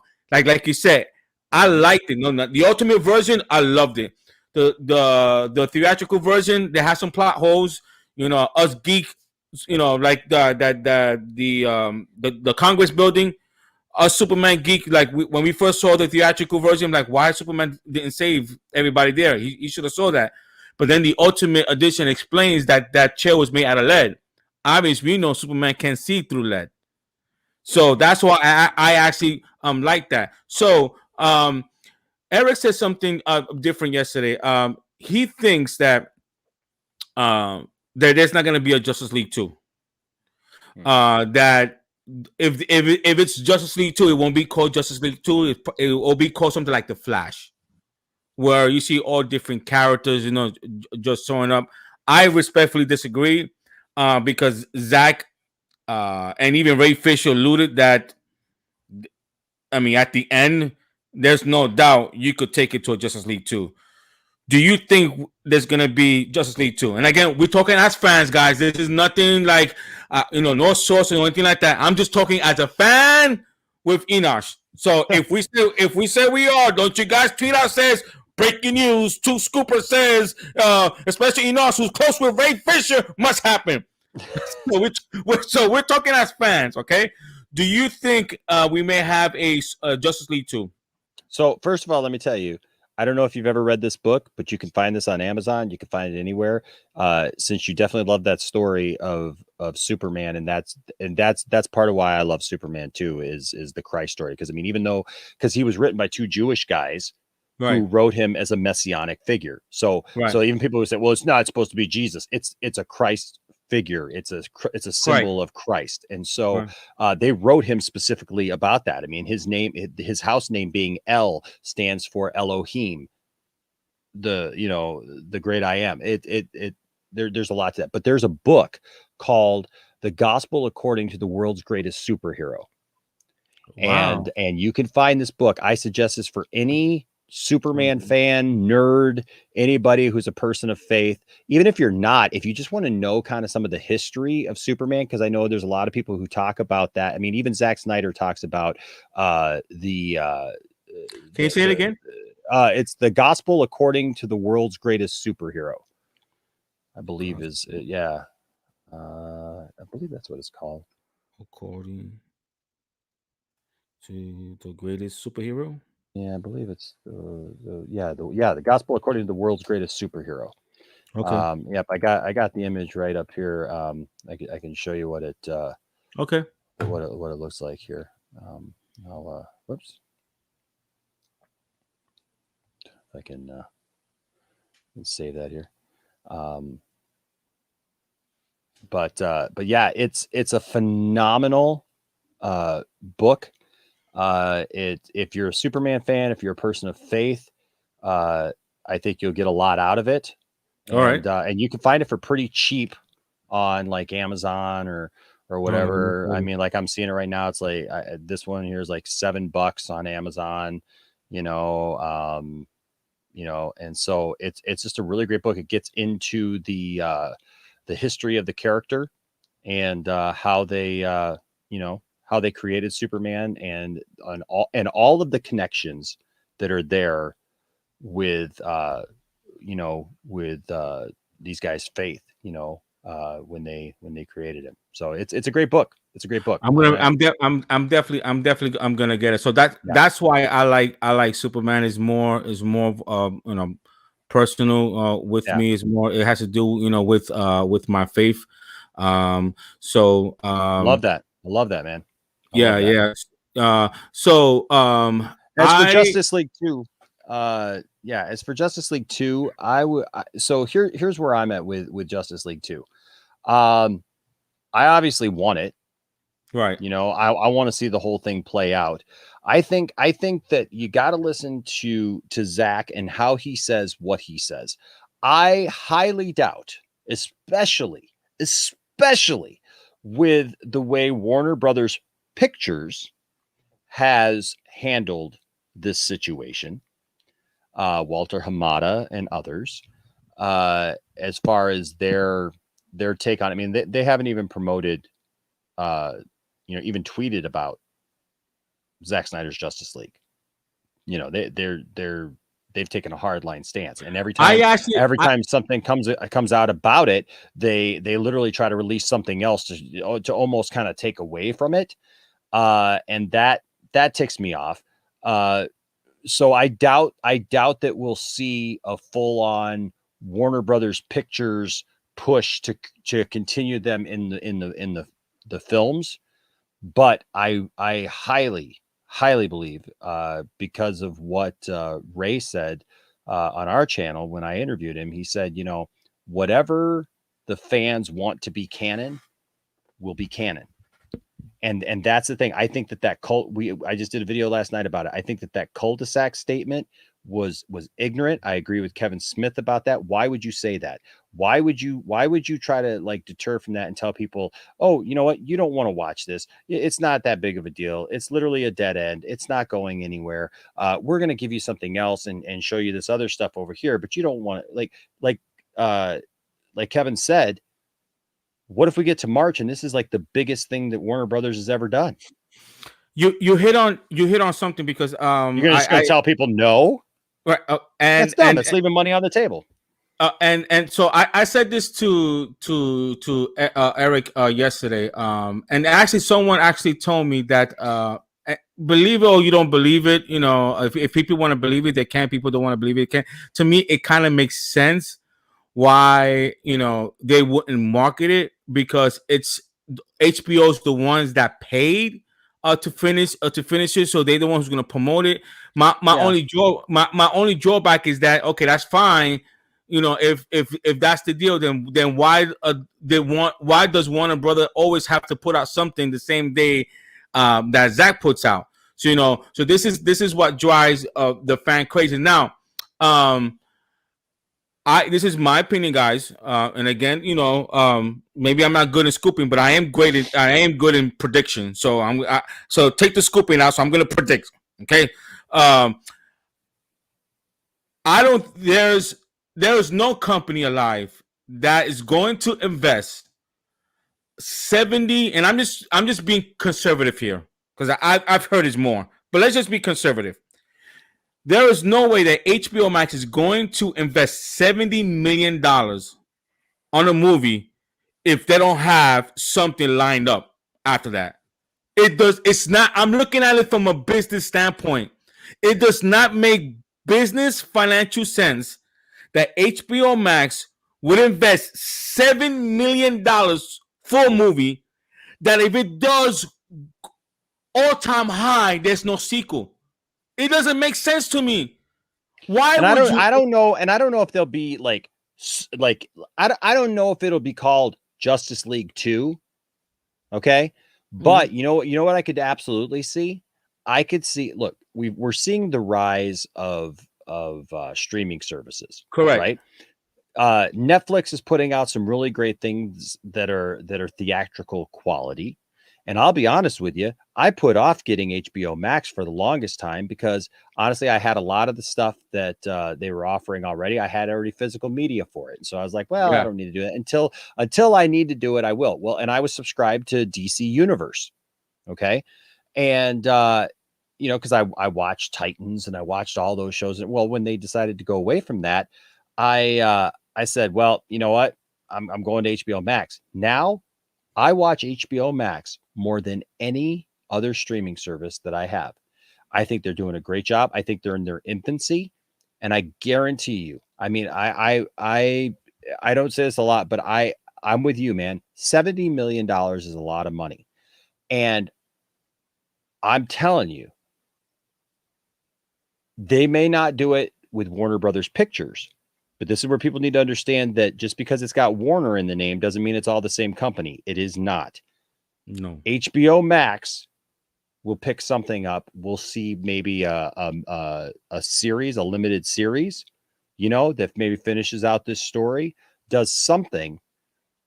But I have a real hard time believing, especially if, like you said, this thing blows up, that it's very successful. It's, you know, I mean, my gosh, it's not even, we don't even have a theater release on this yet. We know that it's eventually going to come out in IMAX and eventually going to make some kind of theater presence, but we don't even have that yet. And it's got the second largest viewership of any trailer in Warner Brothers history. Think about that, folks. Think And it's about on this. a streaming service. On a streaming service. Again, guys, what's lacking nowadays is common sense. You don't need a Yale degree, you don't need a Stanford degree. Think common sense. There is no studio live is not going to invest $70 million if they have something else lined up to it. Now, obviously, if it bombs, okay, they eat up the $7 million. That's not the first movie that happens to, they won't be the last. However, if they invested $70 million and it does at an all-time high, they'd be dumb not to put other projects after that to make money. The studios are in to make money. This is what it drives me crazy when I tell people, don't argue when you see that is one of them. Don't argue with that. And another thing. Listen, I want to play this for you because I'm Latino, man. I'm Latino. I was born in. What? I was born. I'm Latino. I'm gonna show you something, man. And because I know there's a and Tony said that the dinner bed is still on, bro. You awful forward me because I told you there was gonna be a Snyder cut. I told you Ben Affleck was gonna come back. I mean, so you always should give me dinner, Tony. But anyway, let me show you something here. It goes here. I showed it yesterday. I want your reaction here. Okay, here we go. Oh yeah. Hola, Hola, Sasha, ¿cómo estás? muy bien, ¿y tú cómo estás? The truth is that I don't, we still don't have an answer, but I need to ask you a couple more questions. Mhm. I mean, it's just part of the process. Yes, right? ask them, please. I've been dying over here. I'm not gonna lie. Okay, here it goes. Can you fly? Can I fly? Mm-hmm. Like, what do you mean, can I fly? Like fly, like physically. If you need me to. Okay. No, of course not. ¿Cómo así que sí puedo volar? O sea, All right. Do you want to fly? yeah, I would love to. Okay. Well, then maybe you will need this. You know what this is? What? You're Supergirl.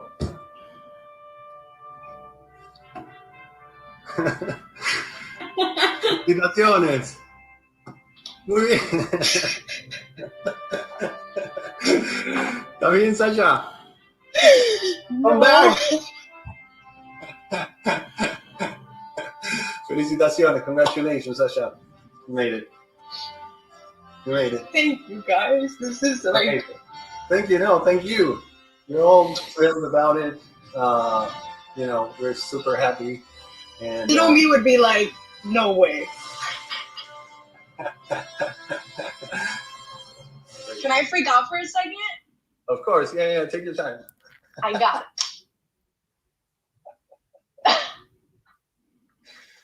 ¿Sabías lo que era? I can't. I'm probably not gonna stop crying. Okay.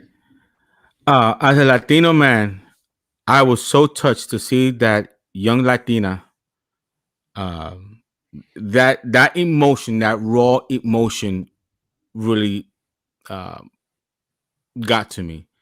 Mhm. And I want to speak to the fandom for just a second here. And first of all, let me make myself very clear. I stand with Ray Fisher. I'm with him 100%. But not supporting the Flash, uh, you have a Latin director and Latina. I think we could do both.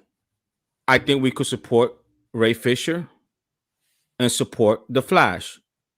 You may ask, well, how is that possible, Louis? Because Ray Fisher was basically fired. This is how you could do it. Number one, it is not fair that we place that Latina in the middle between what's going on with Warner Brothers and Ray Fisher. Do you agree or not agree, Enosh? Well, first of all, man, look, she's not white and she's not blonde hair, blue eyed. So how can we get behind a Supergirl that's not white and not blonde hair, blue eyed? I know. I saw that. It was just it drive me. I mean, Aquaman was blonde, and look at Jason Momoa. I mean, you comic book nerds that say she's not comic book centric are the same people that like Jason Momoa. I mean, if you want to go comic books, I mean, Aquaman is blonde. So please stop that, okay? I think Warner Brothers is racist against blonde-haired, blue-eyed people. That's what I'm getting out of this. No, listen. I did a whole video about this last week when she got this on this whole topic, because you know what? It's absolute crap. This is a multiverse movie. If you were ever going to make a version of a character, an established character that is different from the stereotypical traditional version of that character, this would be the movie that you would do that. I do not understand, and it ticks me off, and I'm glad that Dawson is here, nerdy in many ways, because Dawson knows exactly what we've been dealing with, because we're in this Superman Facebook group together. And we've been going round and round about this all week long with these people who were, there were the idiocy. Is that a word? Just the stupid, okay, that I have read this week for people attacking Sasha, attacking the idea of her being, there are people taking this as an affront to Henry Cavill. I'm literally, I kid you not, this is so funny. Like right now, I am looking at a picture where somebody has put blonde hair on Sasha. And this is, does anybody else think that this Supergirl casting for Flashpoint, although I think she'd be great, is a way for WB to replace Henry Cavill as Superman in the DCEU? What? Wow. How in the world do you draw that kind of explanation? Like, what? Excuse me? Like, because there's a Supergirl in the Flash movie, that means they're going to get rid of Henry Cavill as Superman.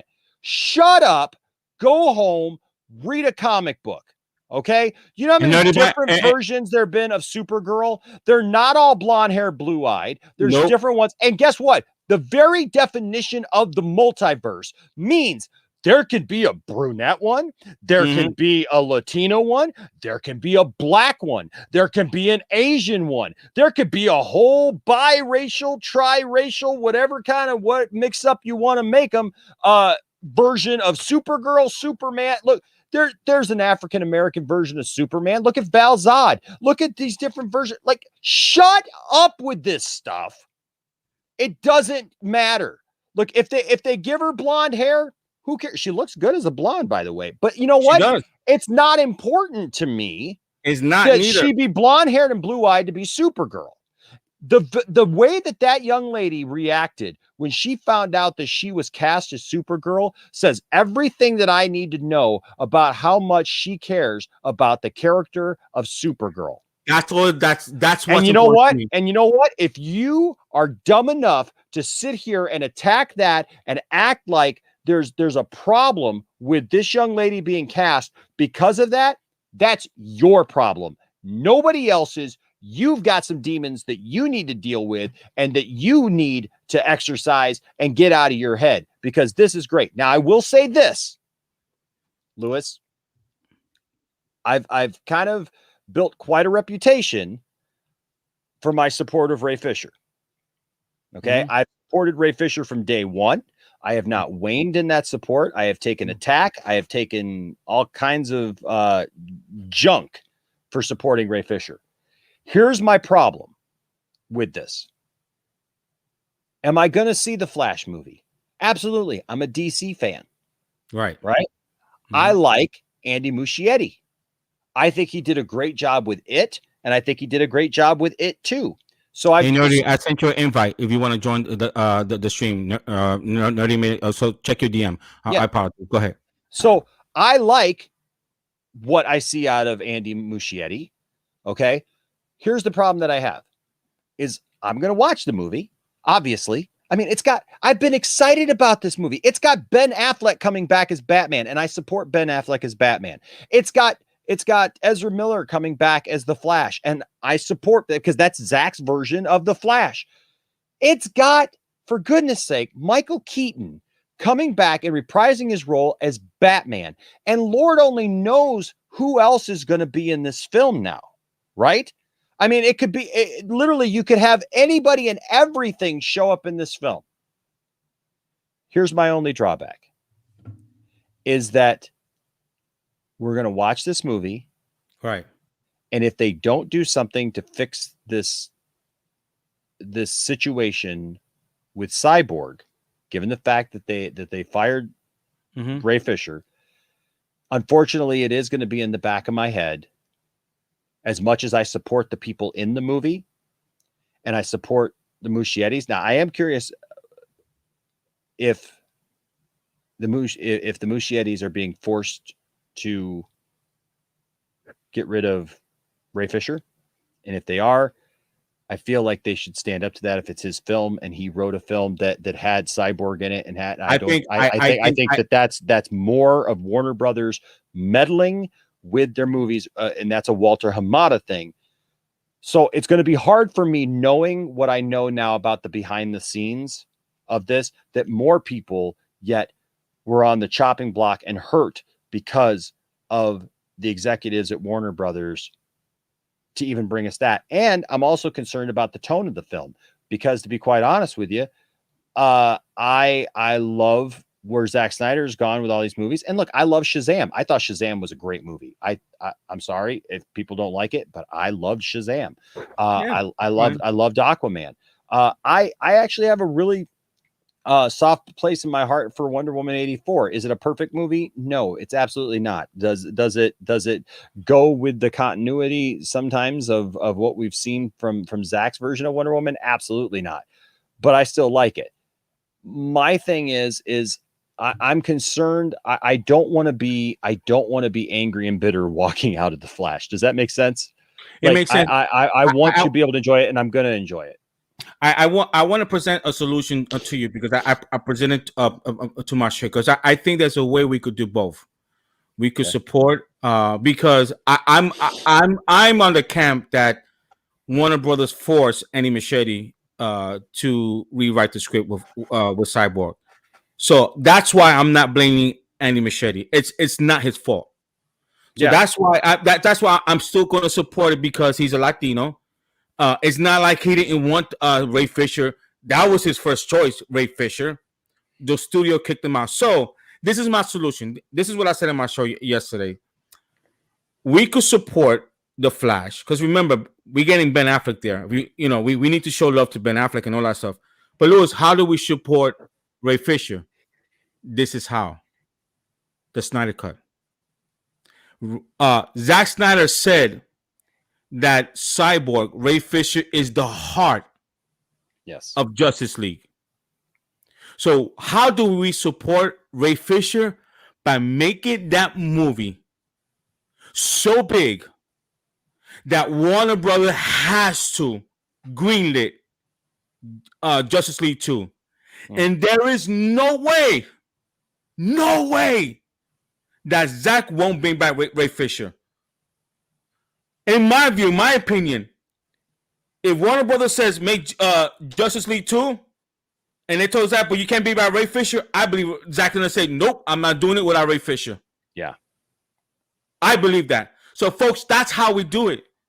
We send a message. Okay, these actors has nothing to do what's going on. No, I'm gonna read it. Don't worry. I got my cousin here. Thank you, Yvette, for showing me support. I'm gonna read it, Tony. But this is what I'm trying to tell everybody. We could do both. Because Machete, he had nothing to do with the recast. I mean, that's his boss. You gotta do what your boss tells you to do. Now, in the perfect world, if they want to make a statement, everything is cast, is ready to go. Or everybody in the production, from the director, from Ben Affleck, it says, nope, now we stop here. We're not gonna make the movie until you bring Ray Fisher back. In the perfect world, that'd be awesome. And I think that I think it will force Warner Brothers' hand. I don't think that's gonna happen. So how do we send a message? By supporting the Snyder Cut. That's how we. And guys, when I mean support, I'm talking about that is a no-brainer. That it makes so much, that it do so well on streaming that they have no other choice to greenlit it. That's how we could do both. That's my solution. What do you think about that idea? Well, yeah, I mean, I think that's the obvious. That's the obvious thing. We have to, support that, and I hope look, whatever happens, I know that Zack is always going to have his door open to Ray Fisher.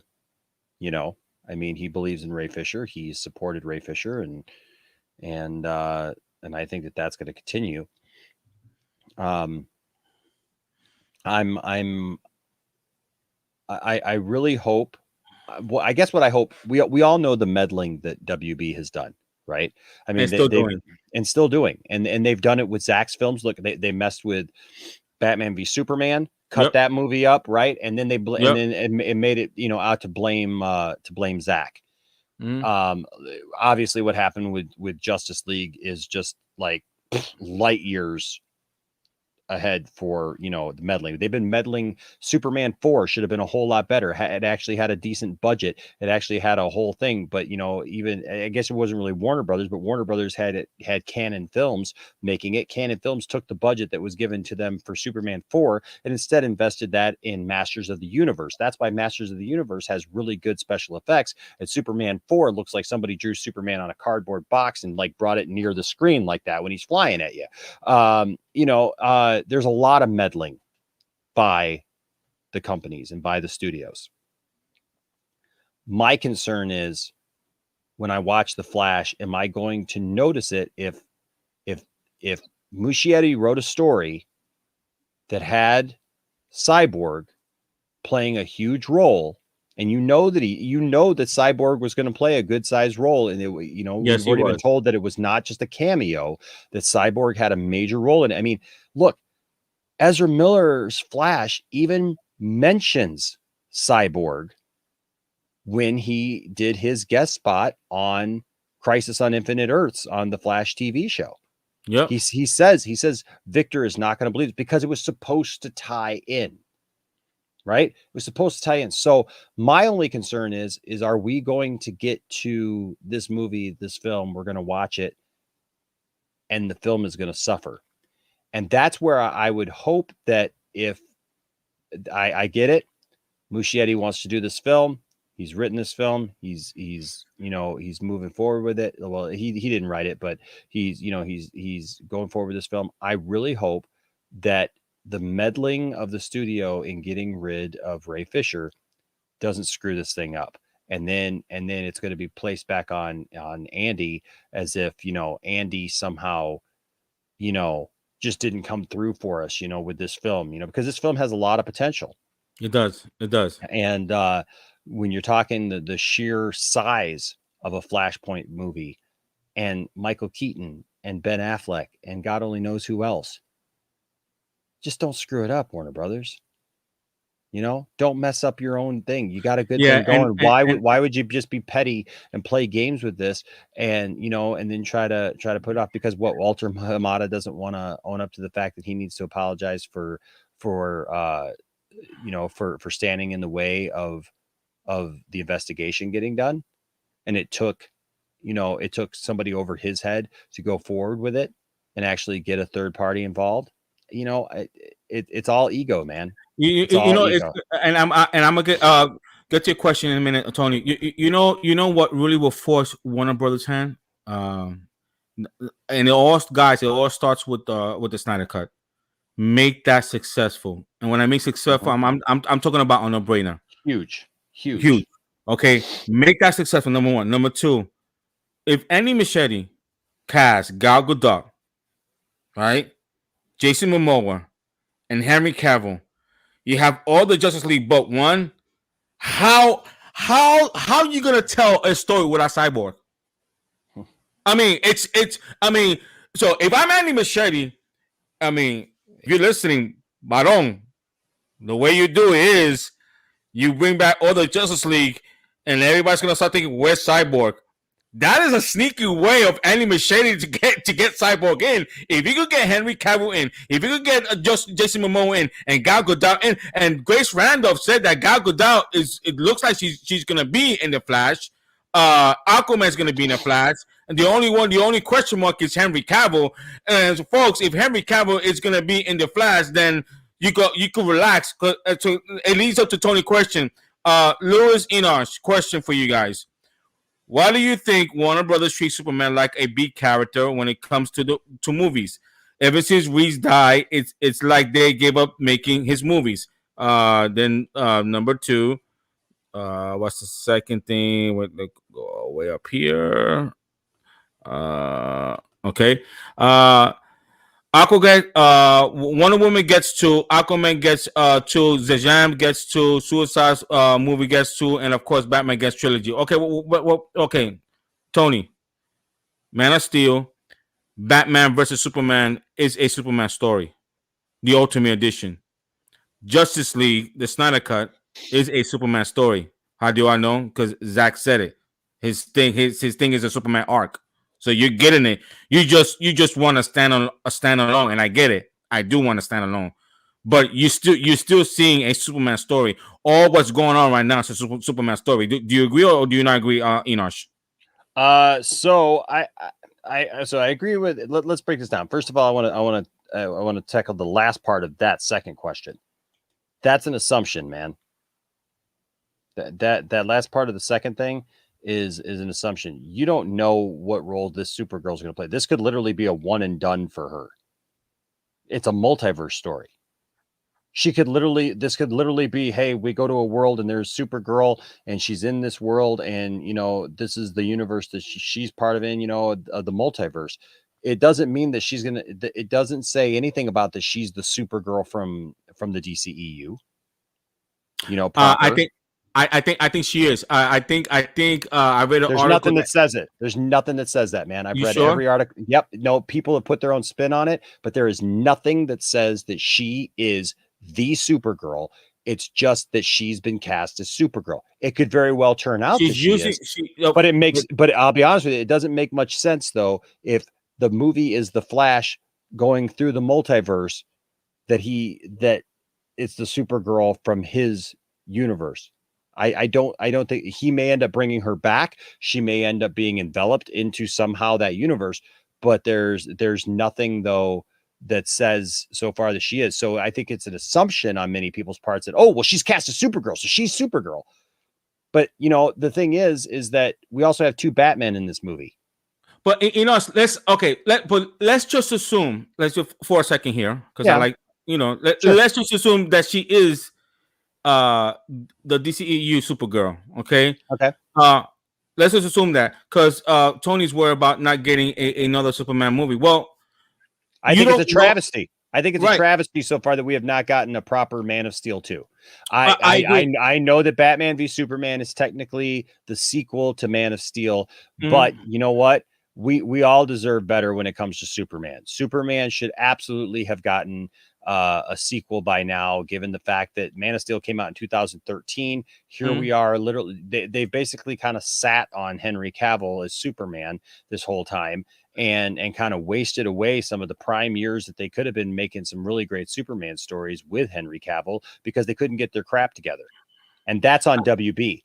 That's on Warner Brothers messing around with this whole Snyder Cut thing. It's told me it's listen. I don't get me started with with the decision. But I think they could fix it. So they could go they could go many right. Like to your point, we don't know.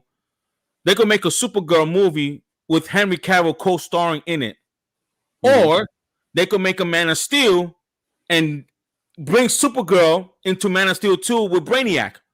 We just don't know where's that going to lead to.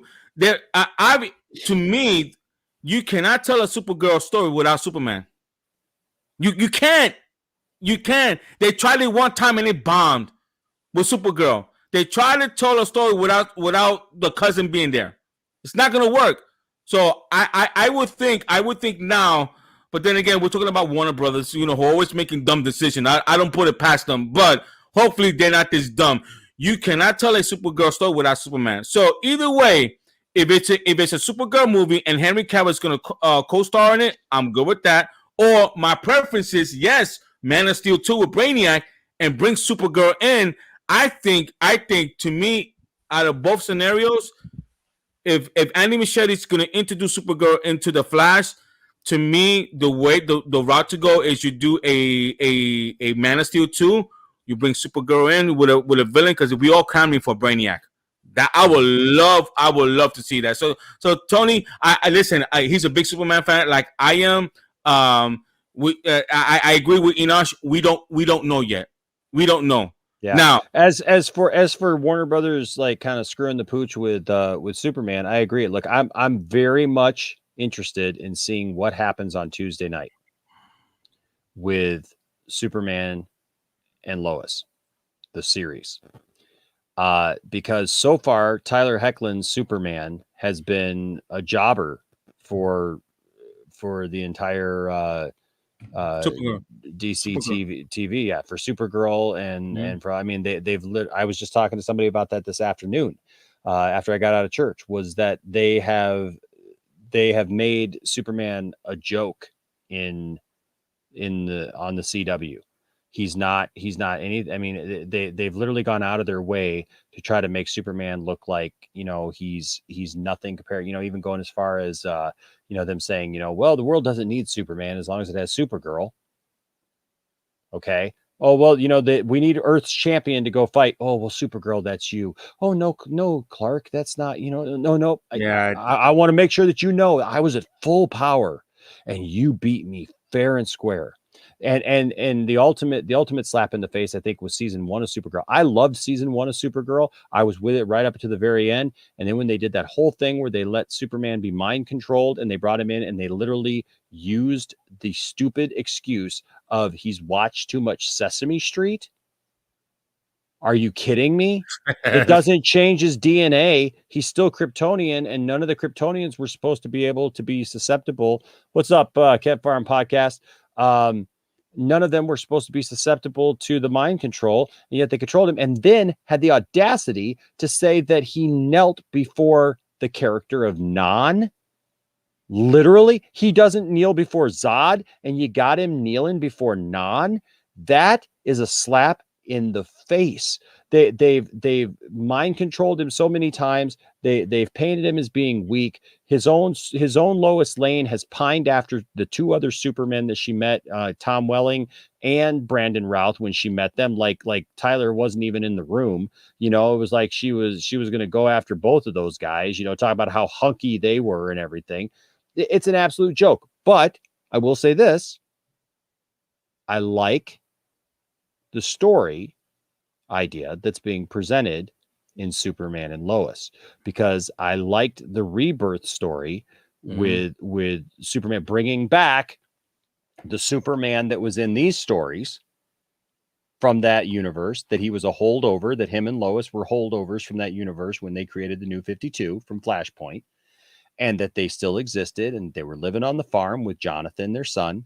And it was. Now, this is interesting given the fact that now they have, is it twins or is it? Yeah, it's twins, right? Or I think so. Two sons, Jordan and Jonathan, and that they don't know that their dad is Superman until he reveals it to them. And then they're kind of ticked off, which is kind of understandable. So they got a family dynamic happening there, and they're living on the farm and things are different. So I'm interested in hearing how that's going to play out. But don't mess over Superman anymore. Please give me something that weekly I can tune into and be proud of and be able to say, yes, this is a great Superman story. Stop junking all over my Superman. And as far as like them giving up after Christopher Reeve, again, I think that goes back to, once again, fans not knowing what they want. And I think that fans have not sent a clear picture to Warner Brothers as to what they're willing to support. They've gone like, say that again. Fans have not given Warner Brothers a clear path as to what they want to see in a Superman movie. When Superman Returns came out, they all complained that Superman didn't punch anything and that he didn't fight anything and that he was too overpowered and that he was too this and that. So what do? They give us Man of Steel, which is a more grounded Superman that has to deal with real things. And everybody goes on and gripes and complains about the fact that it doesn't have the John Williams theme in it. And he's not that Superman who's perfect and is overpowered and can do all those things. Fans need to just be told the story. Fans need to just let these directors, Warner Brothers needs to just let these directors, let these writers write a story. And we just need to just be told the story for once and just be happy with that and be happy that we have a Superman movie instead of walking around saying, that's not my Superman. That's not my Dark Side. That's not my Batman. That's not my Wonder Woman. Wonder Woman would never cut anybody's head off. Read a comic. Superman would never kill anybody. Read a comic. I know people, Lewis, who told me that they would not go see Batman v Superman because Batman killed in it. And I said, really? I find that interesting because his favorite Batman movie was Batman 89, which I love Batman 89 with Michael Keaton. Mm-hmm. Michael Keaton's Batman kills. You don't put machine guns on the Batmobile and blow up Ace Chemicals without killing somebody.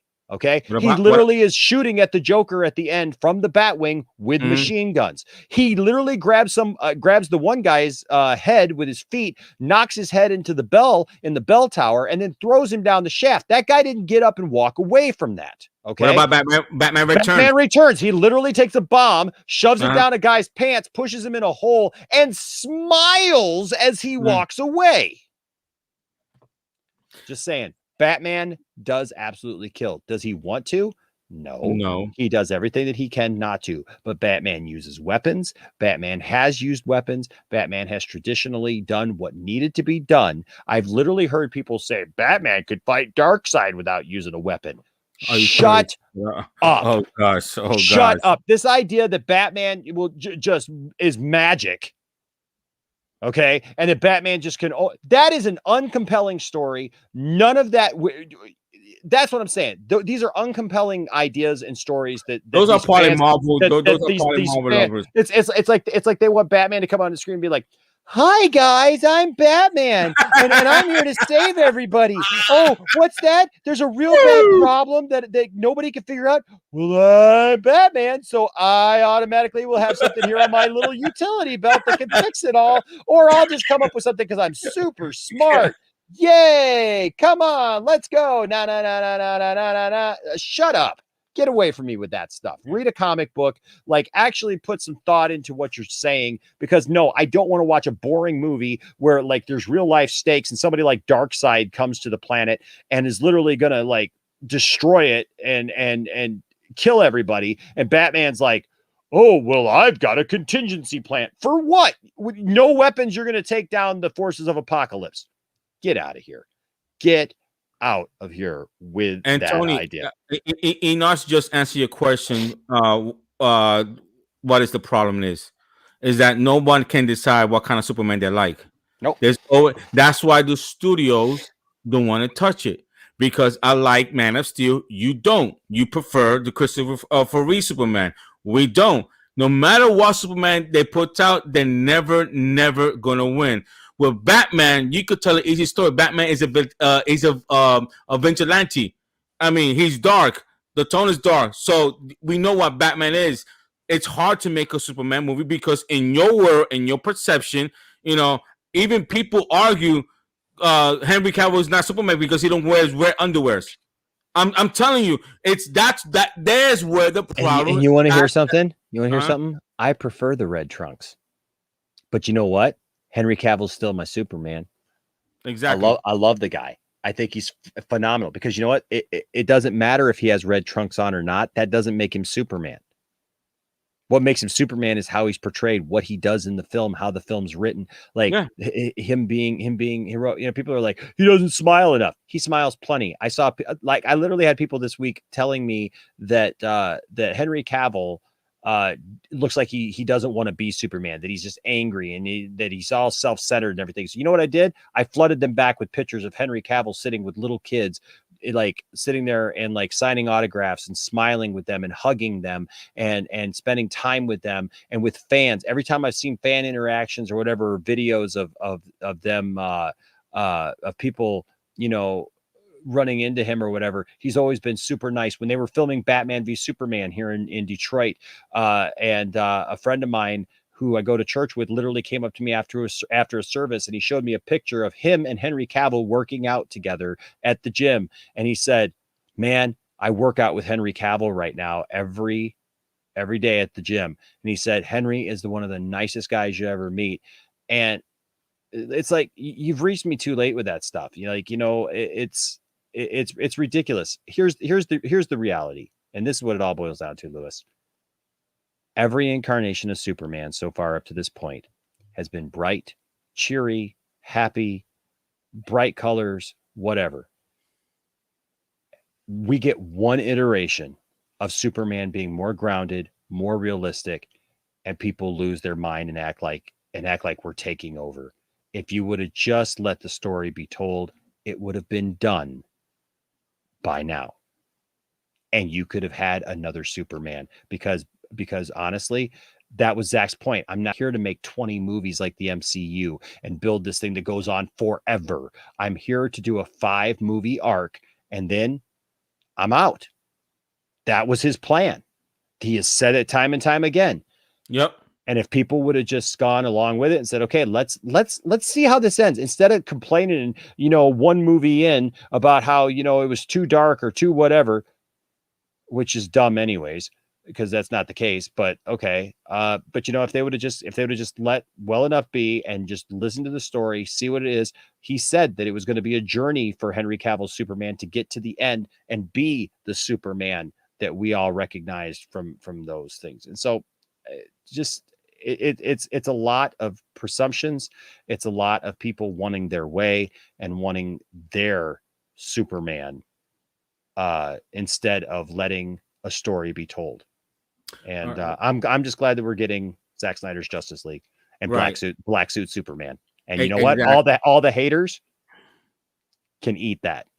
They could eat a banana or apple or orange or whatever fruit they like. Guys, I'm gonna wrap this up because I wanna be considerate of. He's giving me 2 hours and 12 minutes.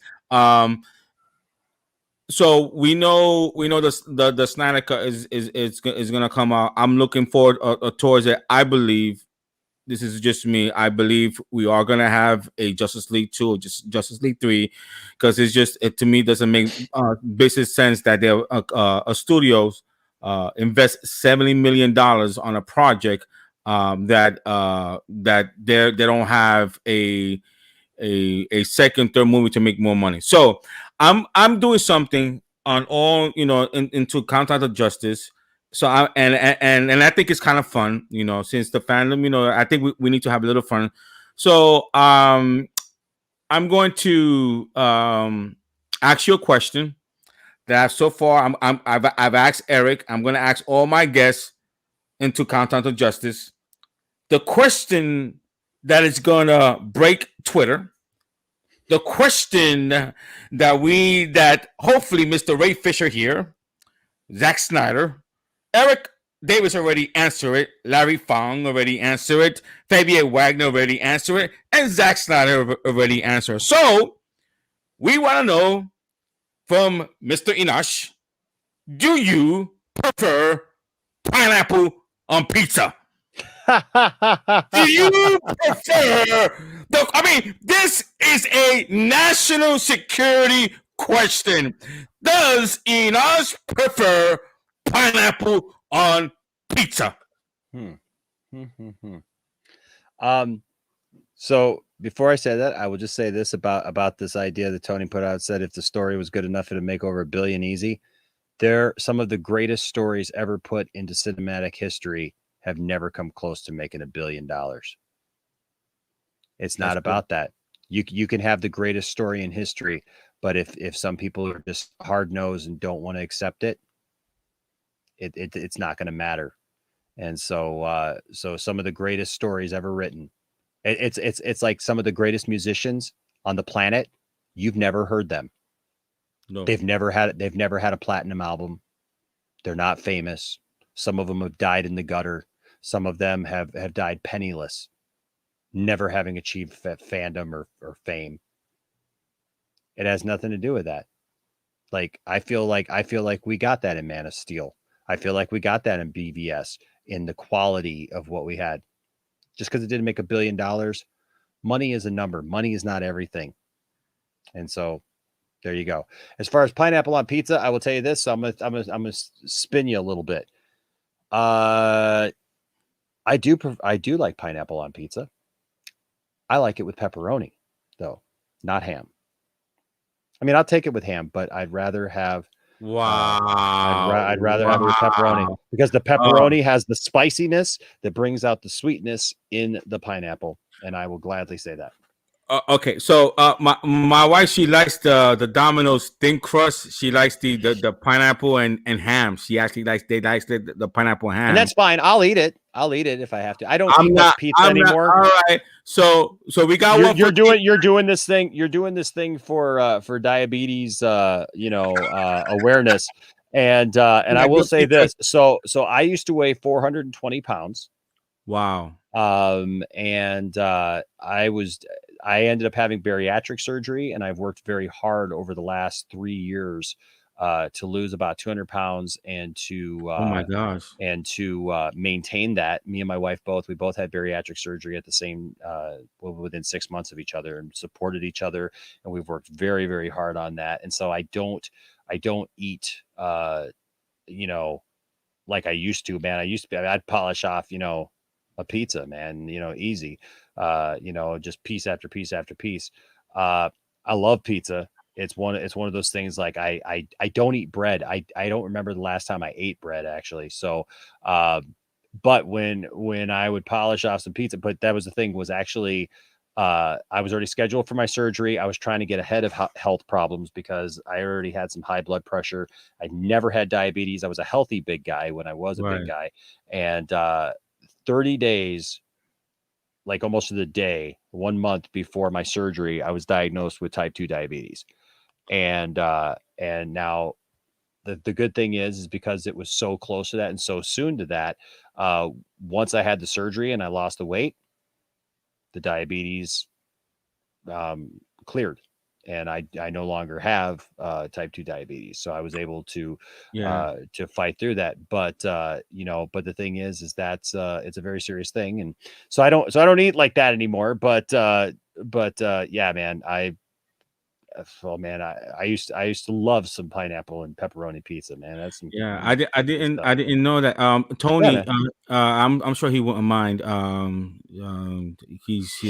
He donated a couple of Star Wars toys, so I could donate. Do like a little raffle, for the foundation. That's awesome, man. He's actually type 1. I didn't know that. He wrote me a personal letter that I actually almost cried.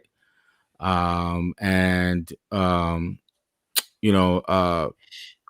I know why he feels a connection. Do you have type 2? Okay. Type 2. So he has type 2. My daughter, she's type 1. Last year she got, it's it really, you know, sometimes, you know, when I'm to myself, you know, like I don't want to, you know, have the attitude like I, you know, feel sorry, you know, for myself, but it's just it's hard. So I know this fandom. I know we're big. I know we have a big heart.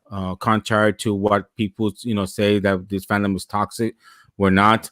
You can't lump 98% of good people to, there you go.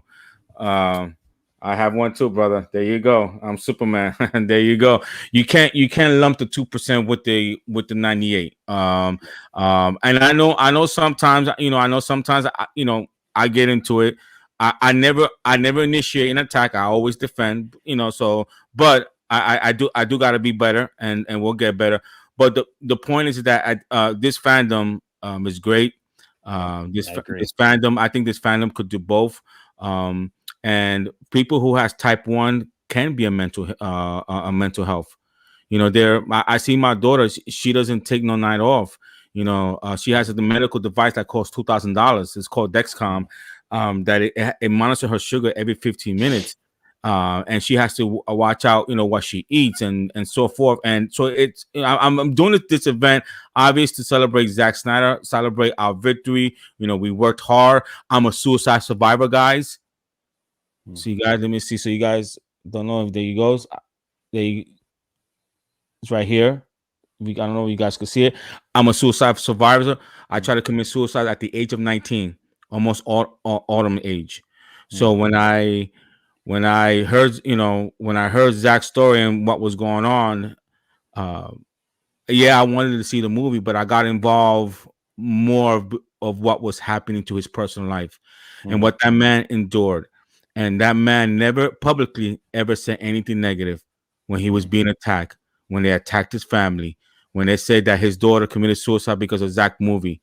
You know, those are hard. I mean, you want to talk about toxicity? I mean, they talk about the fans, but they never talk about the stuff that they say that people say to Zack. I mean, those same people that cause us toxic are the same people that say those same things about Zack. So they like to hit, but when they get hit back, they don't like it. No, and I'm not trying to say, you know, two wrong doesn't make it right, but it goes both ways. So you know, so I'm asking everyone out there who's watching, you know, like I said yesterday, $1 means a lot. Well, Lewis is only $1. Well, if 20 million people here in Florida gave $1, that's $20 million. Don't look at the amount. Rome wasn't built one day. We got not one person got the Snyder Cut release. It took a fandom. It took everyone getting together. Exactly. It took everyone getting together. You know, if you have to give up a McDonald's, $8, it's not gonna hurt you to donate. If you have to give up, you know, one day going out to a restaurant, you know, it's not gonna hurt you. So the money's not going to me. The money's going to the foundation. Watch yesterday video because I learned a lot. And I'm still learning, you know, how the advancement has it happened throughout the whole years that is getting better. So, guys, you know, this is for a great cause. You know, any amount, I really appreciate it. Inosh, I thank you so much, you know, for coming on my show. You know, I'm starting off. And I appreciate, you know, the people, you know, coming on, you know, YouTubers that, you know, that's trying to get their feet, you know, wet on the ground, you know, that wants to grow their channel. You know, you guys coming on actually helping me, and I wish I could give back to you because you're doing me more favor coming to my show than me going to your show. Because you know I'm not there, you know, I'm not there yet. So I really do appreciate you, man. I really do, man. Well, man, I thank you so much for inviting me, dude. I'm grateful that you invited me, and I had a great time. And I tell anybody watching this video, hit that like button, give Lewis a thumbs up, and I just did, and make sure you subscribe, and you know, support this guys. You're doing some good, man, and that's what we need to do. You know, like you said, there's too much negativity.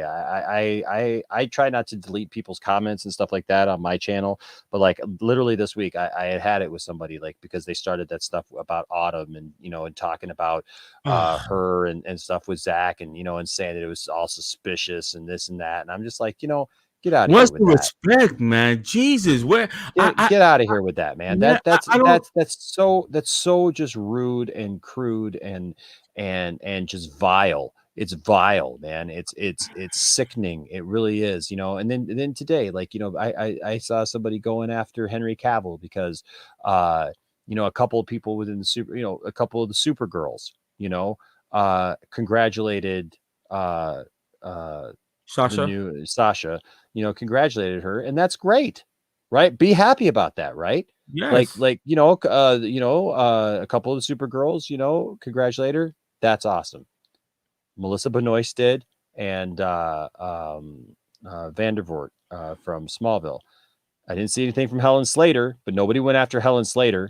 Nobody went after, Tom Welling. Nobody went after that. But this person literally says, well, but Henry Cavill didn't congratulate her. That's pretty telling, isn't it? Trying to make it out that Henry, why is it that Henry Cavill's a bad person because he hasn't congratulated her yet? The guy's not even on Twitter. The guy hasn't even hardly said anything about Zack Snyder's Justice League. Why would you think that he's going to just run to social media for that? Check this out. If he didn't even comment on the Snyder Cut, and he's the one that suffered the most in the Justice League with the mustache, if he did not comment on himself demanding a Snyder Cut to restore his image, what? I mean, Jesus Christ, dude, it's negativity. There's no common sense no more, man. It's all this stuff. I mean, I'm all good for a good old-fashioned respectful debate. I'm all for that. Tony came to my channel. We had a good old-fashioned respectful debate.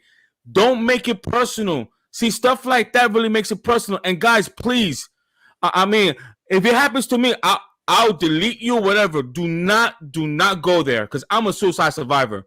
Don't go there. Don't go. It's just sad, man. It's sad. Don't go after another man's child. Do not do that. Because my baby girl's 21 years old. If someone goes after her, I'm going to defend them. Don't do that, man. You can make your point by having a good old-fashioned heated debate.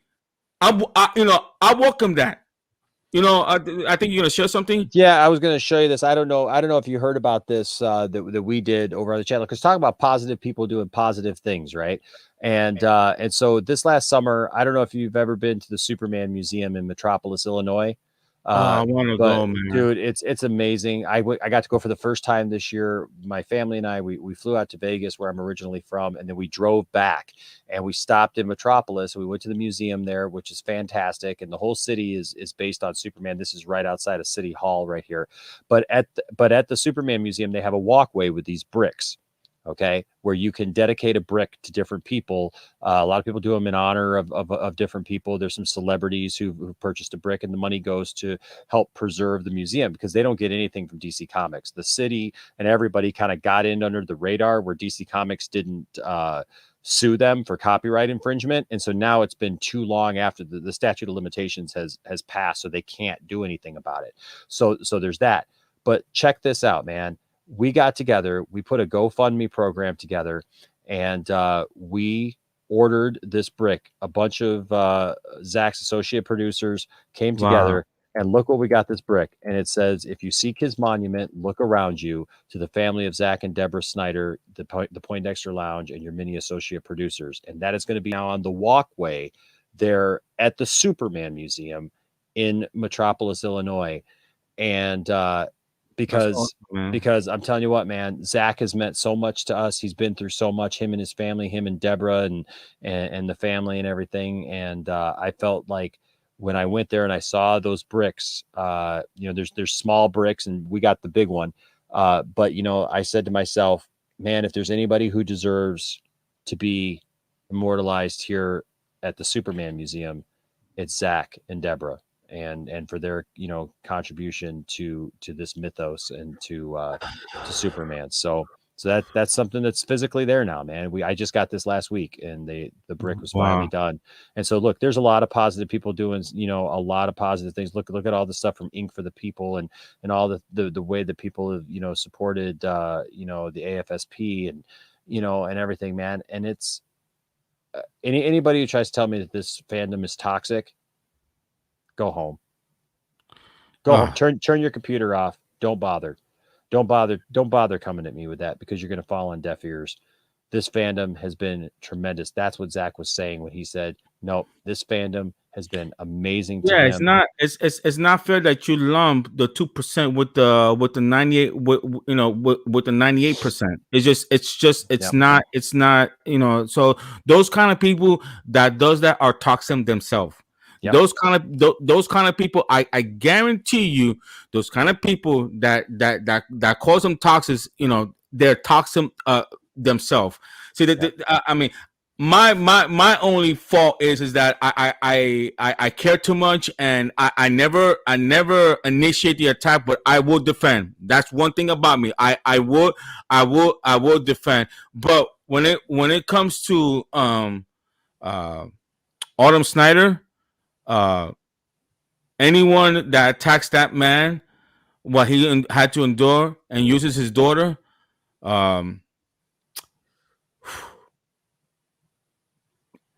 I want to say scum, but I'm a believer, so I'm not gonna go there.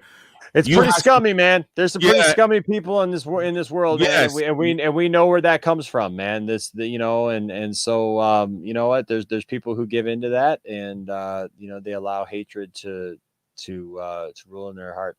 Hey, yeah. So I'll answer this question, then I got to get going. But I love Rush. Rush is a great supporter of my channel, so yeah, I'm happy to answer that.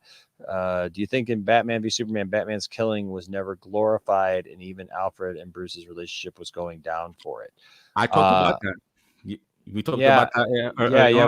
We talked about that a little while ago. Like I feel that like Alfred saw where Bruce was going, because Bruce was going down a dark path. But this was an older Batman. This was a Batman who had seen so much and gone through so much, and that's why I really appreciate like the fact that Bruce, I love the fact that they show in Batman v Superman Bruce's point of view on the battle in Metropolis from Man of Steel, because you see what's going on in his mind. And Bruce has been fighting this battle now for 20 years. He has fought all these characters. He's fought all these people in Gotham. And he's like, look, he's gotten to a point where he's weary. He feels like he hasn't made a dent in really what is happening, that these villains keep coming back. He's like, he's seen good guys go bad. He's seen, things happen. He's experienced loss with the loss of Robin. He's dealt with these things.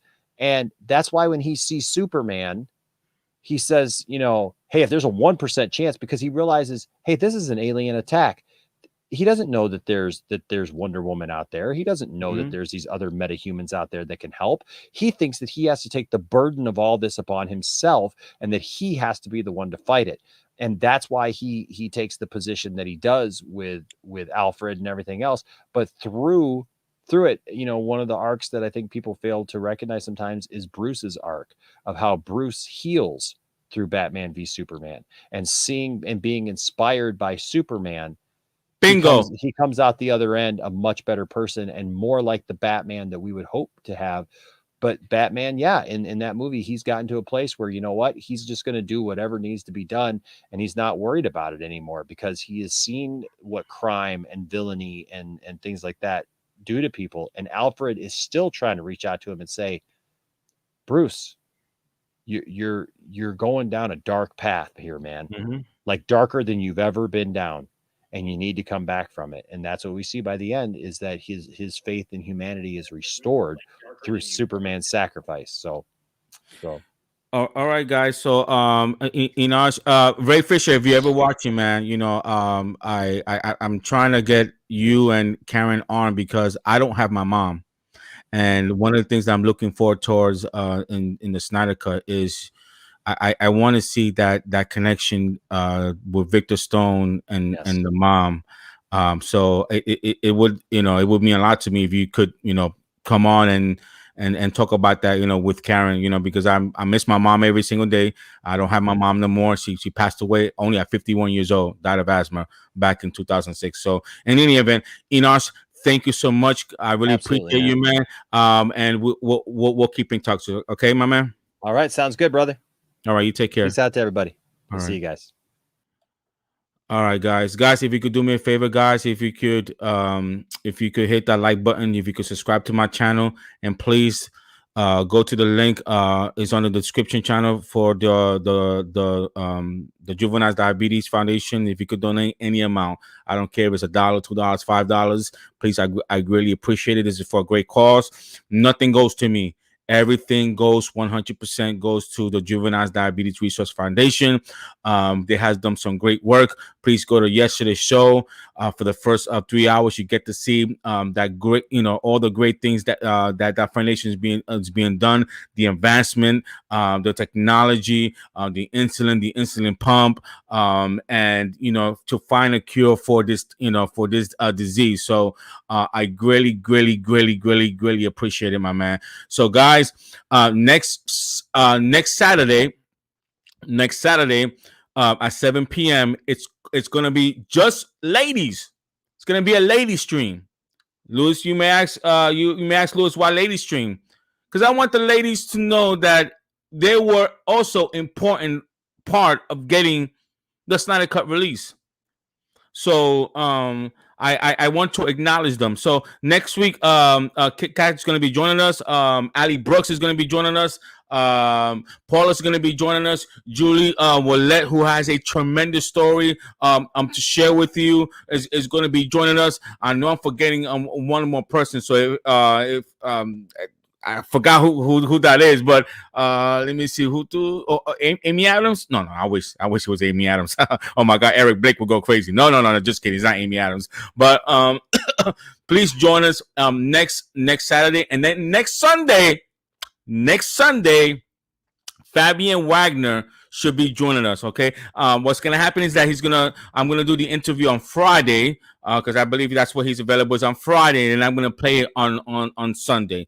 And then I'm trying to get one guest on. I'm working very hard. Hopefully he's able to make it. So guys, I really do appreciate it, man. I see, I have more views today. This is gonna get better. I'm looking forward towards the Snyder Cut. I'm gonna give you more information regarding next week's event. So guys, thank you so much. Again, please hit the like button, subscribe button, and please, the link to the Juvenile Diabetes is on the description button. Click on that, donate any amount. All right, guys. That being said, thank you for watching the Louis Santella Show. See you next Saturday.